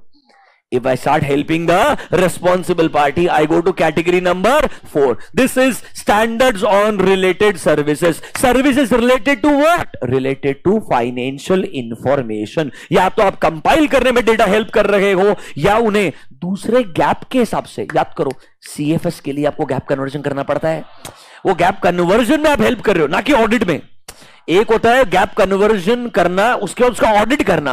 Audit is different. Conversion में help करना मतलब you are working for management. Can I say you are using your accounting expertise here, not the auditing expertise. You are using your accounting expertise here. इधर ना दो standard बनाए हैं. पहला वाला सबसे ओपन एंडेड है, नाम देखो 4400. ऐसा एंगेजमेंट जहां हम परफॉर्म करेंगे एनी अग्रीड अपॉन प्रोसीजर. मतलब एक चार्टर्ड अकाउंटेंट और क्लाइंट जो भी अग्री कर लेगा उसके बेसिस पे हमसे काम करेंगे. तुमने बोला पेबल बनाने का, पेबल बनाएंगे. याद है क्या? एजिंग एनालिसिस करने का. एजिंग एनालिसिस बनाता भी है कोई ना कोई, तो let's say ageing analysis prepare करना होगा. इसके लिए अगर मैं एक चार्टर्ड अकाउंटेंट को हायर करता हूं, can I say it will be my SRS 4400? Yes. So any procedure जो हमने अग्री किया होगा, बट यहां पे क्या नहीं आएगा? ऑडिट नहीं आएगा. यहां पे क्या नहीं आएगा? रिव्यू नहीं आएगा. ये क्या नहीं है? अश्योरेंस नहीं है. मतलब यहां पर आप कुछ ना कुछ प्रिपरेशन में हेल्प कर रहे हो, कंपाइलेशन में हेल्प कर रहे हो. मतलब आप रेस्पॉन्सिबल पार्टी के लिए काम कर रहे हो. किसके लिए काम कर रहे हो? रेस्पॉन्सिबल पार्टी के लिए. You are not the practitioner. You are not the practitioner. Sir इधर भी हम साइन करते हैं क्या? हाँ, इधर भी हम साइन करते हैं. हम बोलते हैं कंपाइलेशन हमने करके दिया है, पर कंपाइलेशन वैसे ही करके दिया है जैसा आपने हमको इंफॉर्मेशन दिया है. सर हमने बजट बना के दिया है, पर बजट बनाते वक्त जो असम्पशन आपने बोले थे वही यूज किए हैं. हम सिर्फ एग्जीक्यूशन कर रहे हैं. क्या कर रहे हैं? एग्जीक्यूशन. बेसिकली इंस्ट्रक्शन मैनेजमेंट से आएगा, एग्जीक्यूशन एक चार्टर्ड अकाउंटेंट करेगा. ना तो वो ऑडिट करेगा, ना वो रिव्यू करेगा, ना ही वो कोई अश्योरेंस देगा. तो वो आखिरी कैटेगरी में चले जाएगा, that is called as SRS. Don't think ये बहुत सारा काम है इधर तो यार, बहुत. मतलब आपको कोई भी, जस्ट इमेजिन नो यार, एक खतरनाक एग्जांपल बोलता हूं, मेरे को पक्का फीलिंग है बाउंसर होकर जाने वाला है. ट्राई करता हूं. कंपनी XYZ, इन्होंने किसी बैंकिंग कंपनी से वर्किंग कैपिटल लोन लिया है बियॉन्ड 5 करोड़. कुछ याद आ रहा है क्या? तो बैंकिंग कंपनी को इनको देना पड़ेगा इन्वेंट्री के statements on a quarterly basis. ये स्टेटमेंट बनाने के लिए they hire a chartered accountant. ये ऑडिटर नहीं है सर, ये कंपनी को हेल्प कर रहा है इन्वेंट्री के स्टेटमेंट बना के क्वार्टरली बेसिस पे सबमिट करने के लिए. किसको? बैंकिंग कंपनी को. क्या मैं उनसे जो अग्री किया वो काम कर रहा हूं क्या? Can I say this is part of my SRS 4400? समझा क्या? एंड ये चीज नॉर्मली स्टैट्यूटरी ऑडिटर चेक करता है और कारो क्लॉज नंबर 2 में रिपोर्ट करता है कि क्या कंपनी ने बोरो किया है वर्किंग कैपिटल के लिए पैसा बियॉन्ड 5 करोड़. अगर हाँ, तो ये जो रिटर्न्स दिए होंगे कंपनी ने बैंकिंग कंपनी को, are they in agreement with my books of accounts? ये रिपोर्ट करता है स्टैट्यूटरी ऑडिटर इन कारो. यहां पर अगर इन्वेंट्री के स्टेटमेंट बनाने में आप हेल्प कर रहे हो तो आप ऑडिटर नहीं हो. आप किसके लिए काम कर रहे हो? मैनेजमेंट के लिए. तो आपके लिए ऐसे थोड़ी अप्लाई होगा, कोई और स्टैंडर्ड होना चाहिए ना यार. That standard is called as SRS 4400. Are you feeling little comfortable now? Sir मतलब दो ही चीजें हैं. Any service related to financial statement, पूरा फाइनेंशियल स्टेटमेंट बनाने में हेल्प कर दो, कंपाइलेशन में हेल्प कर दो, कोई एक एरिया प्रिपेयर करने में हेल्प कर दो, कोई एनालिसिस करने में हेल्प कर दो, प्रोजेक्शंस करने में, अरे कोई भी तरीके हेल्प करो यार. बस ऑडिट मत करो, रिव्यू मत करो, अश्योरेंस मत करो, खत्म बात. That is SRS. क्लियर है क्या? इजी लगा होगा, बस इतना ही सोचो, इसलिए इजी है. और मत सोचो, ऊपर। Lastly there are standards on related. Sir related मतलब किससे रिलेटेड है? ये फाइनेंशियल स्टेटमेंट से रिलेटेड है। किससे रिलेटेड है? Financial statement. Sir the standards will apply for engagements, जब आप परफॉर्म करोगे क्या? Agreed upon. सर ये अग्रीड अपॉन का मतलब क्या होता है? जो भी हम अग्री कर लेंगे। The hiring party is telling you do only analysis of receivable, you do only analysis of receivable, खत्म बात। आप बाकी का दिमाग लगाओगे नहीं, क्योंकि आपको हायरिंग किस पर्पस के लिए किया है यार? Here you will perform only agreed upon procedure. जो हम अग्री कर रहे हैं वही प्रोसीजर लगाए जाएंगे। पढ़ो फॉर एग्जाम्पल, खुद से पढ़ो। नंबर 2, बहुत एग्जाम्पल लिख के दिए। क्या यार, मजा आना चाहिए, सब समझ रहा तुमको आज तो।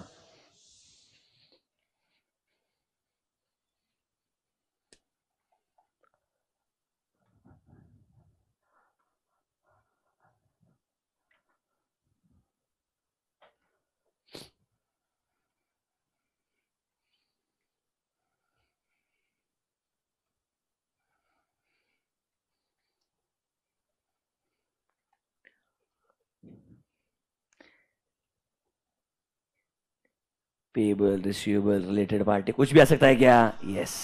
देखो, an engagement in which practitioner may be called upon two assist management with the, mark the word, preparation and presentation of finance, mark the word, without obtaining assurance। मतलब आप ऑडिट रिव्यू या अश्योरेंस रिपोर्ट नहीं देने वाले हो, सिर्फ क्या help करने वाले हो? प्रेपरेशन में, प्रेजेंटेशन के अंदर।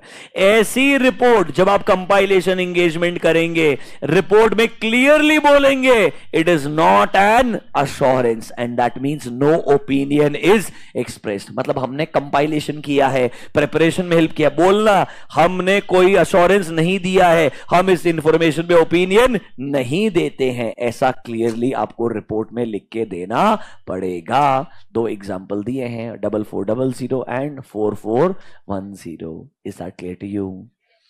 पक्का? नोटबुक में जाइए, लास्ट पॉइंट, लास्ट तो नहीं है, second last point, SRS, that is standards on related services. That is standards on related services. Write down point number A. It will apply in case of engagements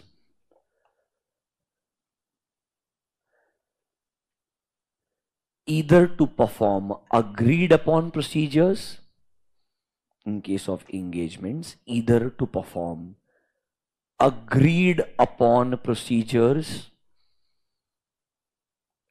regarding financial information, agreed upon procedures regarding financial information, or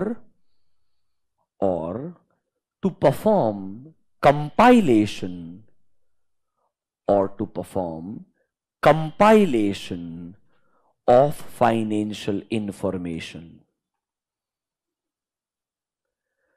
compile करने का मतलब होता है आपको 4-5 साल का data दे दिया जाएगा, उसमें से इंपॉर्टेंट डेटा एक्सट्रैक्ट करके आप एक उनको समरी वगैरह बना के दे रहे हो। मतलब you are extracting data from multiple periods and then you are preparing a common report जहां पर सारे डेटा क्या बनेंगे? कंपेरेबल बनेंगे। This is called as compilation engagement. And agreed upon procedure मतलब जो भी हम अग्री करेंगे विद द क्लाइंट, वो जो भी आपको काम करने के लिए बोलेगा, किसी भी एरिया के रिलेटेड काम करने के लिए बोलेगा, वो प्रोसीजर आपको लगाना पड़ेगा। 2 अलग अलग स्टैंडर्ड है, इसलिए और वर्ड लिखाया है। Write down point number 2। In such engagements we can also assist the management, in such engagements we can also assist the management in the preparation and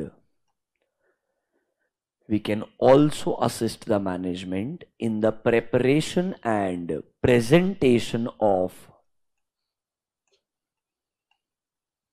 financial information। preparation and presentation of financial information without obtaining assurance. Without obtaining assurance.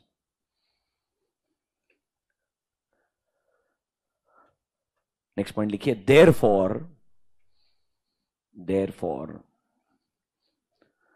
while issuing report for compilation engagement,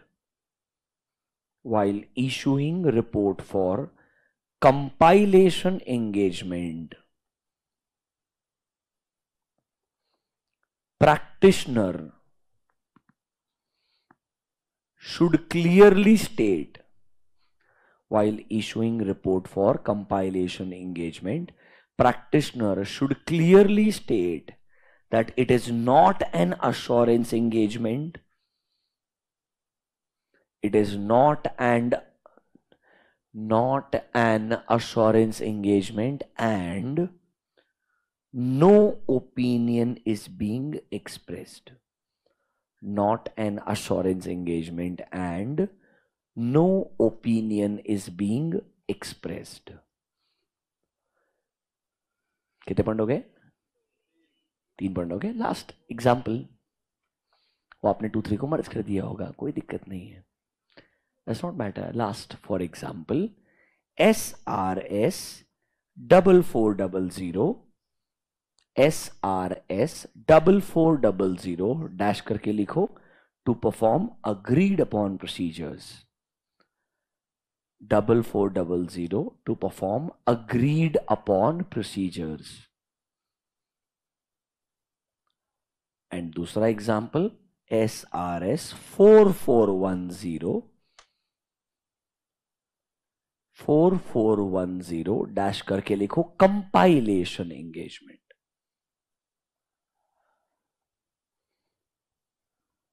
compilation engagement मतलब बच्चों, SRS में कोई भी service provide करो, but it should be related to financial information. 2 broader categories बनाई है. या तो आप कंपाइलेशन मतलब कुछ हिस्टोरिकल नंबर्स रहेंगे, उन्हें ला करके एक्सट्रैक्ट करके एक बराबर रिपोर्ट बनाने में हेल्प करेंगे, या सर आप प्रॉपर फाइनेंशियल स्टेटमेंट को प्रिपेयर प्रेजेंट करने में ही हेल्प कर सकते हैं, या सर कोई एक स्पेसिफिक एनालिसिस चाहिए, FAR का एनालिसिस चाहिए, let's say slow moving items of inventory का एनालिसिस चाहिए, कोई भी एक स्पेसिफिक पर्पस के लिए एक practitioner that is a chartered accountant को रीच आउट कर सकते हैं कि आप हमको ये सर्विस प्रोवाइड करके दीजिए. तो सर उस केस में वो प्रैक्टिशनर हमें ये सर्विस प्रोवाइड करके देगा, बट ध्यान रखना उसने बताना पड़ेगा अपने रिपोर्ट में, हमने वही काम किया जो हमने अग्री किया था. This is as agreed between us and it is not a assurance engagement. मतलब हम क्या नहीं दे रहे हैं? ओपिनियन नहीं दे रहे हैं. क्या आपको एटलीस्ट ये चीज समझ में आया क्या? पक्का? मतलब देखो, समझो, सिंपल चीज, SA, SAEs, SRE तीनों में आप एग्जामिनर हो. तीनों में आप क्या हो? एग्जामिनर हो. यहां पर आप एग्जामिनर नहीं हो, यहां पर आप क्या करने वाले हो? असिस्ट करने वाले हो. किसको? कंपनी के रेस्पॉन्सिबल पार्टी को. पर इधर भी स्टैंडर्ड में वर्ड प्रैक्टिशनर है. क्या वर्ड है? प्रैक्टिशनर. बट इस बार प्रैक्टिशनर अश्योरेंस नहीं देगा. इस बार वर्ड प्रैक्टिशनर पता है क्यों है? क्योंकि नॉर्मली चार्टर्ड अकाउंटेंट के लिए आपको वर्ड सुना होगा certificate of practice, practicing CA. तो इसके लिए उन्होंने स्टैंडर्ड में वर्ड क्या यूज कर लिया? Practitioner. That is a common word globally. It is a common word globally. But यहां प्रैक्टिशनर का मतलब एक्चुअली में कौन है? चार्टर्ड अकाउंटेंट विद COP ही है. तो सर आपके दिमाग में क्वेश्चन आएगा, क्या ये services other than chartered accountant कोई प्रोवाइड कर सकता है या नहीं? स्टैंडर्ड में नहीं लिखा है, but there is a act called as Chartered Accountants Act 1949 जहां पे एक लिस्ट ऑफ सर्विसेज दी है. These services are exclusively reserved for chartered accountants in India. Reserved exclusively for chartered accountants in India. So इसका interpretation ये आता है कि हम इनडायरेक्टली प्रैक्टिशनर मतलब किसको बोल रहे हैं? CA इन प्रैक्टिस को ही बोल रहे हैं. बट आपको ऑनेस्टली बोलूं मैं, ऑडिट छोड़ दीजिए, रिव्यू छोड़ दीजिए, जो आपका एसएई है एंड जो आपका एसआरएस है, स्पेसिफिकली एसआरएस, यहां बाकी लोगों को भी अलाउ किया जाएगा, because you may not be a qualified chartered accountant, you may be still a CPA and ACCA, आपको स्टिल अकाउंटिंग का अच्छा नॉलेज रहेगा, तो क्या आप ये काम कर सकते हो? हाँ। एंड नॉर्मली हमारे साथ में उनका पार्टनरशिप बनाना भी अलाउड होता है, there is a clause on partnership under chartered accountants act 1949। मतलब क्या अदर लोग भी अलाउड हो सकते हैं? Yes, in case of SAE and SRS, but not in case of SAs and SREs. Is that clear to you? हाँ, अब आपके डाउट्स है तो मुझे पूछिए, रेज योर हैंड्स। हाँ बोलो। क्या मैनेजमेंट एक्सपर्ट एसआरएस में आ सकता है? It's possible, but remember SRS is related to financial information. My expert may not always be related to financial information. For example, if it's a lawyer, उसका काम रहेगा पेंडिंग लिटिगेशन में मुझे एक ओवरव्यू देना, what can be the outcome of the pending litigation. वो financial statement बनाने में हेल्प नहीं कर रहा है, सो वो सिर्फ एक नंबर निकाल के देगा। सो वी विल नॉट से कि वो एसआरएस के अंदर आएगा, वो सिर्फ क्या रहेगा, एक एक्सपर्ट रहेगा who has expertise beyond financial information. वो आपको सारे इंफॉर्मेशन देगा, you make a decision how much to make a provision in that case. So that example of expert will not fit here. But actuarial valuation वाला part हो गया, जहां पर वो मेरे को notes to accounts में disclosure बना के दे रहा है या मेरे को पूरा अकाउंटिंग करके दे रहा है, तो वो एसआरएस का पार्ट हो सकता है। It is possible. और कोई डाउट्स? हाथ खड़ा किया ना? नहीं। हाँ,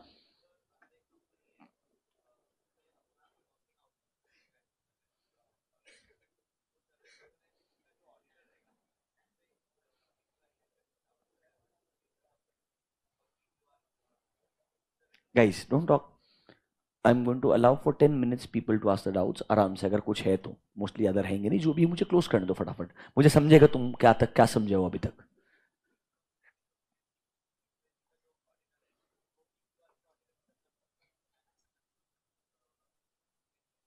बेटा ऑडिटर टू ऑडिटर, ये बोल रहा है एक काम करो ना सर, ये जो आपका सर्विस ऑर्गेनाइजेशन वाला कॉन्सेप्ट है, बच्चे का doubt soon low.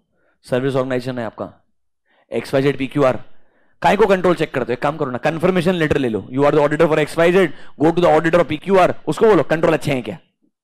It is not obtaining information के ऊपर comfort, controls are very important, they are pervasive, they will effect your entire financial statements. How can you rely on confirmation letter only? doesn't make sense. You need comfort over the controls directly. तो किसी ने specific controls का audit किया, उसको certify किया with details of controls, तो ये फायदा होता है। इट्स लाइक अ सर्टिफिकेशन, यहां पर ये चीज बढ़िया मिलती है, ISO सर्टिफिकेशन एंड ऑल ऐसा होता है, food standards and all are created. SRE services, okay, SRS services.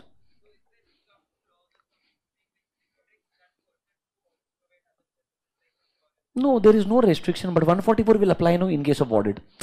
Simple है। SRS मतलब मैं किसके लिए काम कर रहा हूं? मैनेजमेंट के लिए काम कर रहा हूं। If I'm providing any service to the management, 144 will not allow me. So they don't have to write. They don't have to write. This will be in the law. 144 doesn't allow me. Assurance is allowed, not a problem at all. But the only question is, who is hiring you for what purpose?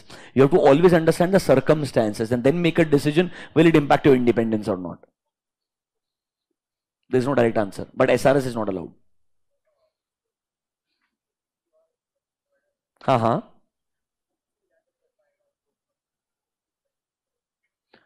PQR कैसे? हाँ हाँ, नहीं that's okay. सी सुनो मेरा बात, इस case में purchase कौन कर रहा है? XYZ, सेल कौन कर रहा है? XYZ, डेटा कौन देगा? XYZ to PQR। मुझे प्रोसेस समझना पड़ेगा, how data is being transferred from XYZ to PQR। If that process itself is a problem, overall numbers will be problem. So PQR cannot say I will check the amounts. PQR will say I will get the recording done. You tell me purchase of 50 lakh, I will do entry 50 lakh. So मुझे इसने control देखना है, amount checking किधर होगा? इधर ही होगा। It's only controls. Yes,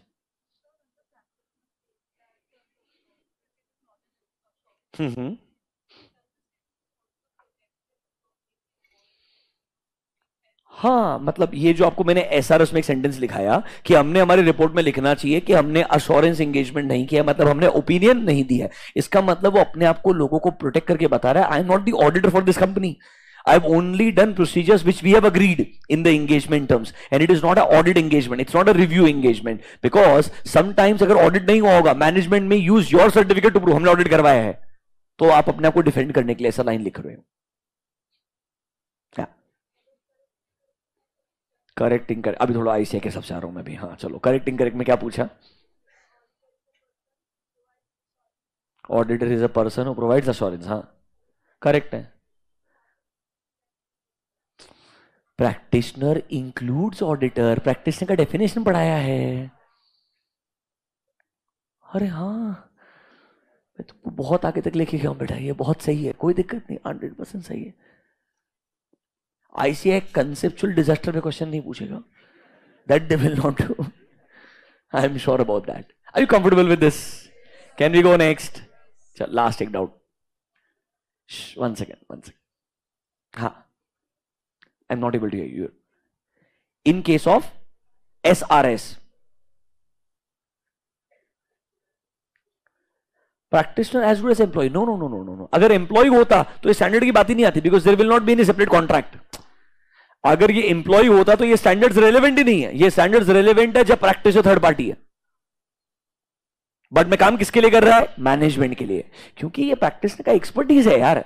this is basically you choose, you become a chartered accountant, you open a firm and you से मेरे को ऑडिट नहीं करने का, बाकी काम करने का है, तो SRS में जाओ, SAE में जाओ. Are you understanding my point? You don't want to focus on SA and SRE.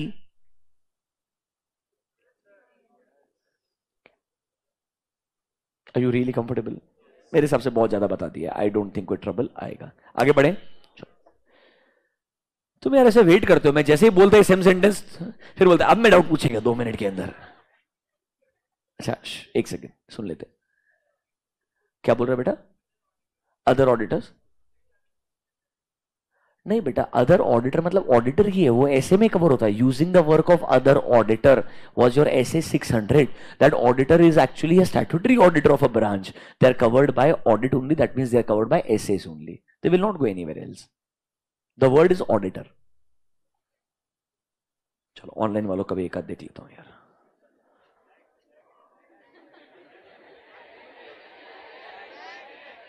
Can internal auditor give SRS? Internal auditor के लिए अलग से स्टैंडर्ड्स हैं, वो भी आपके सिलेबस में, घबराओ मत, वो भी पढ़ाऊंगा. Sir just a curiosity, how are the numbers of these standards decided? अक्कड़ बक्कड़ बम्बे बो तुक्का ऐसा? देयर इज नो लॉजिक बेटा, there is no logic. Sir क्या प्रैक्टिशनर ने इंडिपेंडेंट होना चाहिए? हाँ, ऑडिट में भी इंडिपेंडेंट होना चाहिए, रिव्यू में भी होना चाहिए, अश्योरेंस में भी होना चाहिए. SRS में कंपल्शन नहीं होता है, बिकॉज आप सर्टिफाई नहीं कर रहे हो एक तरीके से, नॉट गिविंग अ ओपिनियन.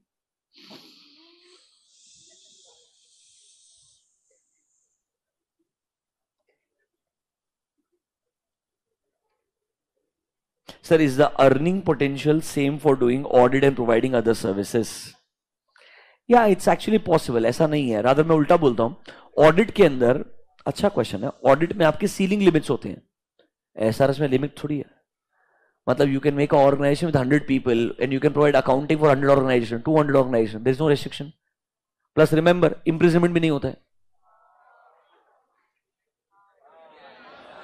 ज्यादा से ज्यादा क्या होगा, वो बोले कॉन्ट्रैक्ट कैंसिल, तो बोलेगा okay we will not repeat it again, are you understanding this? बस उससे ज्यादा क्या होने वाला है. मतलब अच्छा है ऑप्शन है. हाँ बढ़िया है. सर क्या रिव्यू कोई और कर सकता है? हाँ बेटा, रिव्यू कोई भी कर सकता है. अगर कंपनी का स्टैट्यूटरी ऑडिटर करता है तो 2410 अप्लाई होता है, अदरवाइज 2400 जनरल रिव्यू के लिए. सर 144 तो कंपनीज के लिए, तो पार्टनरशिप सोल प्रोप्राइटरशिप में, अरे उनके लिए तो ऑडिट एप्लीकेबल नहीं है, voluntary auditor. Audit for partnership हम पढ़ा है ना यार, टाइम पास कर रहा है, ऐसे डर मत. चलो यार, एक बच्चा पूछ रहे, बताए तो मैं टाइप 1 टाइप 2 क्या है यार, टाइम पास है एकदम. मैं क्या करूंगा अपने तक रख करके. टाइप 1 में सिर्फ डिजाइन देखते हैं, इसमें डिजाइन प्लस ऑपरेटिंग इफेक्टिवनेस दोनों देखते हैं. मतलब यहां पे कंट्रोल ढंग से, मतलब डिजाइन किया है क्या, एग्जिस्ट करता है क्या, उतना ही देखते हैं. That category of report is called as type 1 report. Type 2 report is design as well as operating effectiveness. Design as well as operating effect. कहना इसे जो हमारा एक्चुअल कंप्लायंस प्रोसीजर है, that report is called as type 2 report. That report is called as type 2 report. चलो आप लोग interested रहोगे तो एक आध सैंपल भी आपको भेज दूंगा, डोंट वरी। इसे मेरे को लग नहीं रहा है, जाने दीजिए अभी के लिए। Can we go next? चलिए आगे बढ़ते हैं। आई थिंक लास्ट एसक्यूसी बाकी है, एक ही झटके में खत्म करता हूं। Just one sentence and it will B over.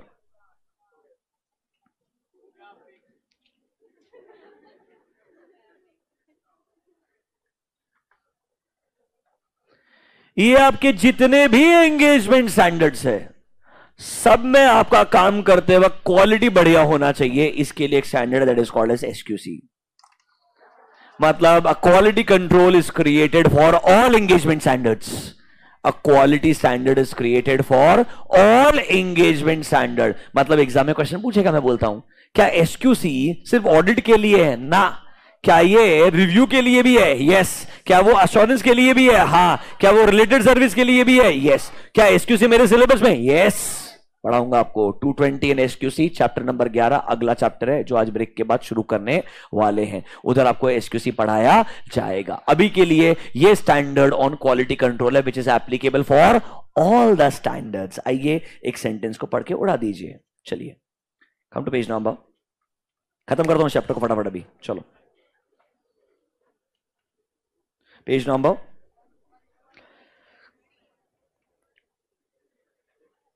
1.14। एक देखो लाइन नीचे मिलेगा, पहले एसआरएस पढ़ाना पड़ेगा ना। एसआरएस, अरे ऊपर के 3 पढ़ाए थे, एसआरएस ही पढ़ लो ना एक बार। SRS will apply for agreed upon procedures and for compilation engagement. अगर एग्जाम में एंगेजमेंट स्टैंडर्ड आया तो 1 2 3 4 लिख पाएंगे आप। अरे एग्जाम में एंगेजमेंट स्टैंडर्ड आया तो 1 2 3 4 लिख पाएंगे आप। नोटबुक में जाइए, राइट डाउन पॉइंट नंबर 14 13 हो गया, राइट? 15 तक पहुंच गए, very nice. Number 15, list of engagement standards. List of engagement standards लिखिए फटाफट से। नंबर ए एसेज, शॉर्टकट फटाफट। Number A SAs, B SAE, SAs, SAEs, SREs, and the last one is SRS. And सुनिए, ये लिखने के बाद में उन सबको ऐसा क्लब करके बाजू में लिखिए स्टैंडर्ड ऑन क्वालिटी कंट्रोल। मतलब इन सब के लिए SA, SAE, SRS, SRE, सबके लिए we have controls that is called as standards on quality controls. Standards on quality control मतलब ये एसक्यूसी जो है वो सबके लिए एप्लीकेबल है। वो क्या है? सबके लिए एप्लीकेबल है। एसक्यूसी क्या बोलता है आपको पढ़ाएंगे, don't worry, in a next chapter. Quality control छोड़ दीजिए, चलो लास्ट में टाइम पास। 1.17 सर ये स्टैंडर्ड सही है क्यों? वरना दुनिया में हर कोई अपने हिसाब से ऑडिट करेगा, हर कोई अपने हिसाब से रिव्यू करेगा। कहना इसे कोई यूनिफॉर्मिटी नहीं रहेगा, लोगों को कॉन्फिडेंस ही नहीं आएगा, ज्यादा रिलायबिलिटी होगा, ज्यादा कॉन्फिडेंस आएगा अगर स्टैंडर्ड्स रहेंगे। बीकॉम लेवल की चीजें लिखी है सर, ये एस्टैब्लिश बेंचमार्क है ताकि ग्लोबल प्रैक्टिसेस से हम कंपेरेबल बन जाएं, हमारा रिपोर्टिंग का क्वालिटी इंप्रूव हो जाएगा, यूनिफॉर्मिटी आएगा सर ओवरऑल। सर हम क्वालिटी इंश्योर कर पाएंगे हमारे काम के अंदर। एकदम बीकॉम लेवल यार। स्टैंडर्ड्स क्यों चाहिए? ऐसा कोई क्वेश्चन होता है क्या यार? आईसीआई पूछ लेगा, कोई भरोसा नहीं है। टाइम पास एकदम। Number notebook next 16, why standards, don't argue. Number 16, why standards are needed? Why standards are needed? Why standards are needed? Refer page number 1.17, पता होना चाहिए यार।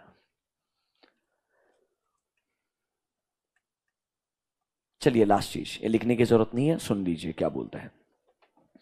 देखो बच्चों, अगर ये स्टैंडर्ड्स बनाए हैं मतलब हमें फॉलो भी करने पड़ेंगे। क्या हम ऐसा बोल सकते हैं कि हमने आइडियली ऑडिट के दौरान सारे एसेस अप्लाई करने चाहिए? वी शुड नॉट ओवरराइड और deviate from any essay. Generally ये हमारा ड्यूटी बनता है, हमने ऑडिट के दौरान या जो भी काम है उसके दौरान जो स्टैंडर्ड बोलता है वो कंप्लाई करना चाहिए। बट ये बोलता है देखो भाई, हो सकता है कभी कभी एक्सट्रीम सर्कमस्टेंसेस में आप स्टैंडर्ड से भी डिपार्ट कर जाएं या डेविएट कर जाएं। ये नॉर्मली कब होता है, आई टेल यू, मतलब समझना बहुत मुश्किल है, but it is only for CFS audit, possible for CFS audit. Example, लीजेस का ट्रीटमेंट जो इंडिया में होता है एंड जो यूएस में होता है वो सेम नहीं होगा। जो आपका अकाउंटिंग एस्टिमेट्स बनाने का तरीका इंडिया में एंड जो अकाउंटिंग एस्टिमेट्स बनाने का तरीका यूएस में है वो सेम नहीं होगा। इसीलिए अगर अकाउंटिंग में डिफरेंसेस आएंगे तो थोड़े स्टैंडर्ड्स में भी डिफरेंसेस आते हैं। एंड हो सकता है आप ऐसे बिजनेसेस का ऑडिट कर रहे हैं जिनके लिए एसएफएस भी रहेंगे, सीएफएस भी रहेंगे, तो कभी कभी हम स्टैंडर्ड को एज इट इज फॉलो करने के बजाय थोड़ा स्टैंडर्ड से डेविएट करने का भी ट्राई करते हैं, डिपार्ट करने का ट्राई करते हैं। अगर आप कोई भी स्टैंडर्ड से डिपार्ट कर रहे हैं, या आपका ड्यूटी बनता है आप रिपोर्ट करें कि भाई हमने हमारे ऑडिट रिपोर्ट के दौरान लिखना चाहिए we have complied with all the essays और all the standards। कहीं पर भी अगर हम डिपार्ट कर रहे हैं तो उसका रीजन क्या है ये हमने स्पेसिफाई करना चाहिए। एंड ऑब्वियसली ये अदर मैटर पैराग्राफ में ही आएगा। communication between auditor and user which is not presented or disclosed in financial statement, तो किधर आएगा, अदर मैटर में तो आएगा ना यार। देखो, it is the duty of professional accountants to see all standards are followed। Normally हमने करना ही चाहिए। अ सिचुएशन में अराइज, कभी कभी आपको लगेगा कि भाई इस एंगेजमेंट में जो स्टैंडर्ड बोलता है शायद वो इफेक्टिव नहीं है, या हमने यहां से ऑल्टरनेटिव प्रोसीजर के बारे में सोचना चाहिए। अगर आप कोई भी स्टैंडर्ड से डिपार्ट करते हो, रीजन फॉर डिपार्चर आपने डॉक्यूमेंट करना चाहिए अनलेस वो क्लियर हो। जनरली हमने हमारे रिपोर्ट के अंदर अटेंशन ड्रॉ करना चाहिए to such departures. Obviously other matter paragraph is the only place where such attention can be drawn. खत्म। मतलब अगर आप कोई भी स्टैंडर्ड से डिपार्ट कर रहे हैं तो आपने अपने यूजर्स को बताना चाहिए। Normally in case of normal SFS audit what we do, there are no such circumstances, only in case of CFS is possible. One of the classic example is SA 540 which is not part of your syllabus, auditing of accounting estimates। Auditing of accounting estimates, because accounting estimates are different in different countries and because of which you may say हम 540 के बजाय हम I saw 540 follow कर रहे हैं। अरे हम ऐसे के बजाय आईसा फॉलो करें which is the international standard. अगर ऐसा कर रहे हैं तो आपको रिपोर्ट तो करना पड़ेगा ना यार, that only for this part you have complied with ISA, other than that the entire audit is conducted as per SA. Is that clear to you? This was your last part. मेरे हिसाब से पूरा chapter के अंदर जो आपको genuinely detail में पढ़ाना चाहिए था खत्म होता है। दो चीज बाकी है जो अभी इस सबसे रिलेटेड नहीं है, अलग है। One is called as concept of true and fair and one is called as scope of audit. One is called as scope of audit. पहला काम कीजिए, स्कोप तो छोड़ दो, ये आपको पढ़ाएंगे अलग से। स्कोप ऑफ ऑडिट में क्या इंक्लूडेड नहीं है? 1.7 बीकॉम लेवल आंसर है, 2 मिनट में पढ़ के उड़ाओ। What is not included in auditor scope, बहुत टफ है तो आपको ही पढ़ना पड़ेगा। ऑडिटर ने वो काम ड्यूटीज नहीं करना चाहिए which falls outside the domain of his competence. मतलब physical condition of certain assets, ये मशीनरी का कंडीशन बहुत बढ़िया है कि बहुत खराब है, ऑडिटर डिटरमाइन नहीं कर सकता। बेसिकली जो ऑडिटर नहीं कर सकता ना उसका लिस्ट दे रहे हैं सर। सिमिलरली ये एक्सपेक्टेड नहीं है ऑडिटर से कि आप एक काम करो, इस बिल्डिंग का एक्चुअल यूजफुल लाइफ कितना होगा वो डिटरमाइन करो। आप सिविल इंजीनियर नहीं हो, आपको सिविल स्ट्रक्चर का उतना बढ़िया अंडरस्टैंडिंग नहीं है। Can you also use the work of an expert? This time it will be called as auditor's expert. Yes और no? Sir, auditor is also not an expert in authentication of documents. मतलब ये document fake है, original है, ये सब check करने का capability auditor के पास नहीं है। तो कहना इसे ऑडिटर के पास में शायद इस तरीके का एक्सपर्टीज नहीं होगा। नंबर 4 तो खतरनाक है जो ऑलरेडी पढ़ाया है। Audit is not an official investigation into alleged wrong doing. Inherent limitation of audit, हमारा काम इन्वेस्टिगेशन करना है ही नहीं, उसके लिए सेपरेट प्रोसीजर होना चाहिए। So what is not included in audit आपको ऑलरेडी मालूम है। अरे हाँ या ना? क्या टाइम पास लग रहा है आपको? मतलब basically this is time pass, nothing great. Example के फॉर्म में एमसीक्यू वगैरह में आ सकता है। एक काम करेंगे, देखो स्कोप मैं आपको कभी तो आराम से पढ़ाऊंगा, मिसलिनियस टॉपिक की लिस्ट में ऐड कर रहा हूं इसको मैं। टाइम पास आंसर है, बहुत बोरिंग है, पढ़ा दूंगा। अभी मेरे को लगता है एक क्वेश्चन डिस्कस करना चाहिए। तुमने इतना ऐसे ही ऐसा है सब पढ़ा है, थोड़ा रियलिटी चेक होना चाहिए। क्या लगता है? ट्राई करें? चलो, let's use the remaining 5-6 minutes for a question given by ICI module. इतना बढ़िया मॉड्यूल लिखा है आईसीआई ने यार. क्या क्या लिखा है आईसीआई ने, क्या बोलने. केस स्टडी 2 पे आ गया. 1 तो पढ़ लेते पहले. ओहो हो. चलो, आज तो एमसीक्यू पढ़ेंगे. Case study 1. Everyone do not waste time, quickly read the case study. जल्दी जल्दी पढ़ते हैं.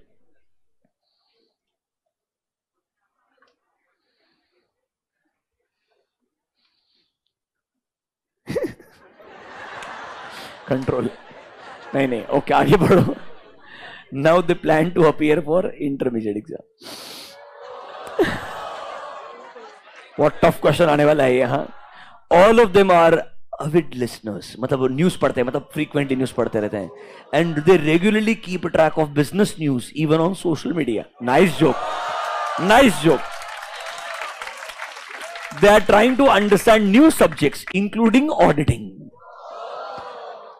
Rohit, Gurpreet, and Ali have also started attending live coaching classes.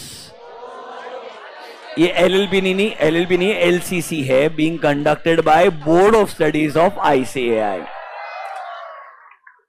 Goriti has not been able to join live coaching classes because she is away on a holiday. But it is a live coaching class with her parents. However, she plans to catch it up with friends very soon. Ali has also joined the classes, but he had skipped some lectures. I am sure some of you can relate who is Ali and who is Goriti. Next. During... अच्छा, अभी decision बाद में करना, पहले question पे आ जाओ. During one informal get together, उनका discussion था around a new subject, auditing. ओहो हो. They discussed many things regarding its nature, scope, benefit. जो इस चैप्टर के हेडिंग्स है ना, वो लिख दिया. Goriti was regular in keeping track of audited results of company. How is it? उसको ऑडिट आता नहीं है, वो ऑडिटेड रिजल्ट्स का ट्रैकिंग कर रहा है. मतलब कैसे पॉसिबल? करने का तो करने का, ऐसा नहीं बोला ना, दिमाग में लगाने का. ठीक है. Leading newspapers. ओहो. Her view was that audited financial statements of a company give 100% guarantee. मतलब सही में उसने फाउंडेशन ही पास किया, सही है एकदम. To different stakeholders. It is the main reason behind so much reliance upon auditing. इसीलिए लोग इतना ऑडिट पे रिलाई करते हैं. But she could not understand why wrongdoings in financial matters are being discovered after many years have gone by. मतलब क्यों ऐसा होता है कि गलतियां कई साल के बाद पता चलती है. Ali has also उसको सपोर्ट करता है with her view and have added, उसके व्यू को सपोर्ट कर रहा है Ali, और आगे बोलता है when financial statements are audited, each and every transaction appearing in the books of accounts is verified. They don't have a right to discuss such things according to me. However, he could not give clarity to Goriti. ठीक है. Gurpreet was of the opinion that audit was conducted on the basis of sample checking. ओहो, मतलब ये SFI 30 तक पहुंचा है. He was also of the view that audited financial statements are not a guarantee against the probable wrongdoings in the ऐसा कुछ तो ठीक लिख बोल रहा है, कैसा लग रहा है क्या? Not to be left behind. अब रोहित बोला, मैं भी कुछ तो बोलता हूं. Rohit also jumped in this contribution. He supported Gurpreet and also added something of his own. वो author बोल रहा मेरे पास कुछ भी नहीं लिखने के लिए. उसने क्या ऐड किया मैं बताऊंगा नहीं. चलो, let's go to the question. Control. मतलब क्या लेवल आ गया मेरा यार जिंदगी में. Gurpreet was of the view that audited financial statements are not a guarantee against probable wrongdoings in financial matters. What kind of assurance does audit of financial state? मतलब कह रहा है इसे उसके ऊपर तो कोई फर्क ही नहीं पड़ता. क्वेश्चन ये है, what kind of assurance does audit provide? Reasonable assurance, that is moderate level. Reasonable assurance, low level. Reasonable.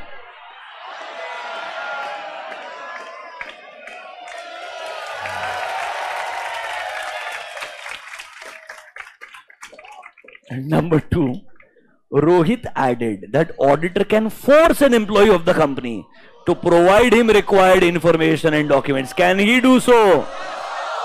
ये दो तो पॉसिबल ही नहीं है, या तो नो ही है, बराबर कि नहीं है. No, he cannot do so. He can only request for providing necessary, but he cannot be forced by him. No, he cannot do so. He has no right. अरे कुछ भी बोलते हैं.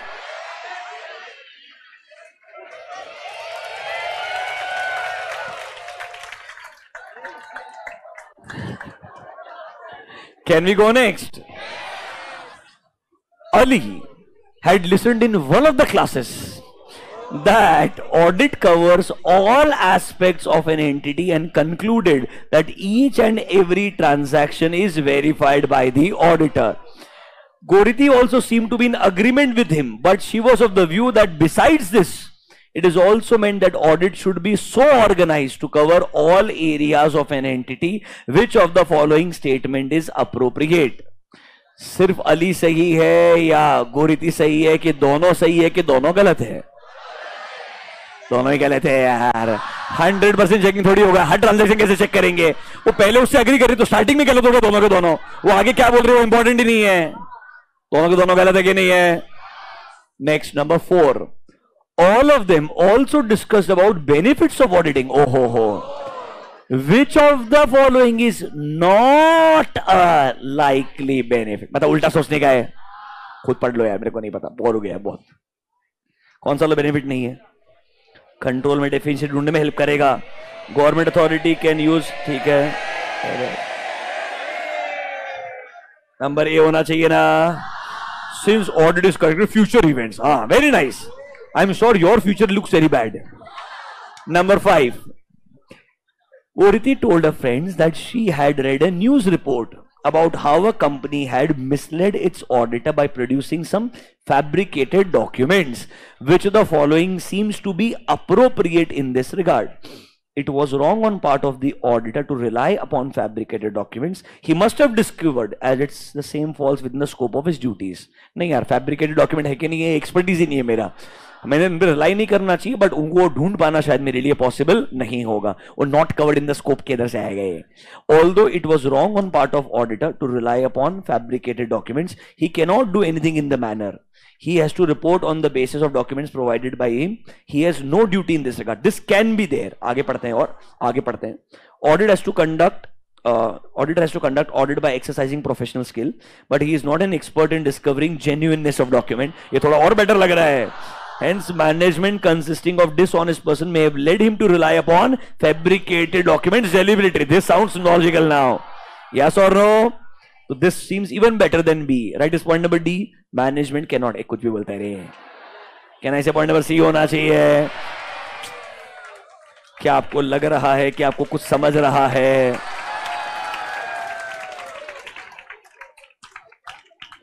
I hope ऐसे क्वेश्चन ना आए. क्या है ये? मैं इसीलिए बोला क्वेश्चन ICI मॉड्यूल में है. Thank you guys. After the lunch break, I shall see you. Eat less. We'll start with a new chapter now. Thank you. Enjoy.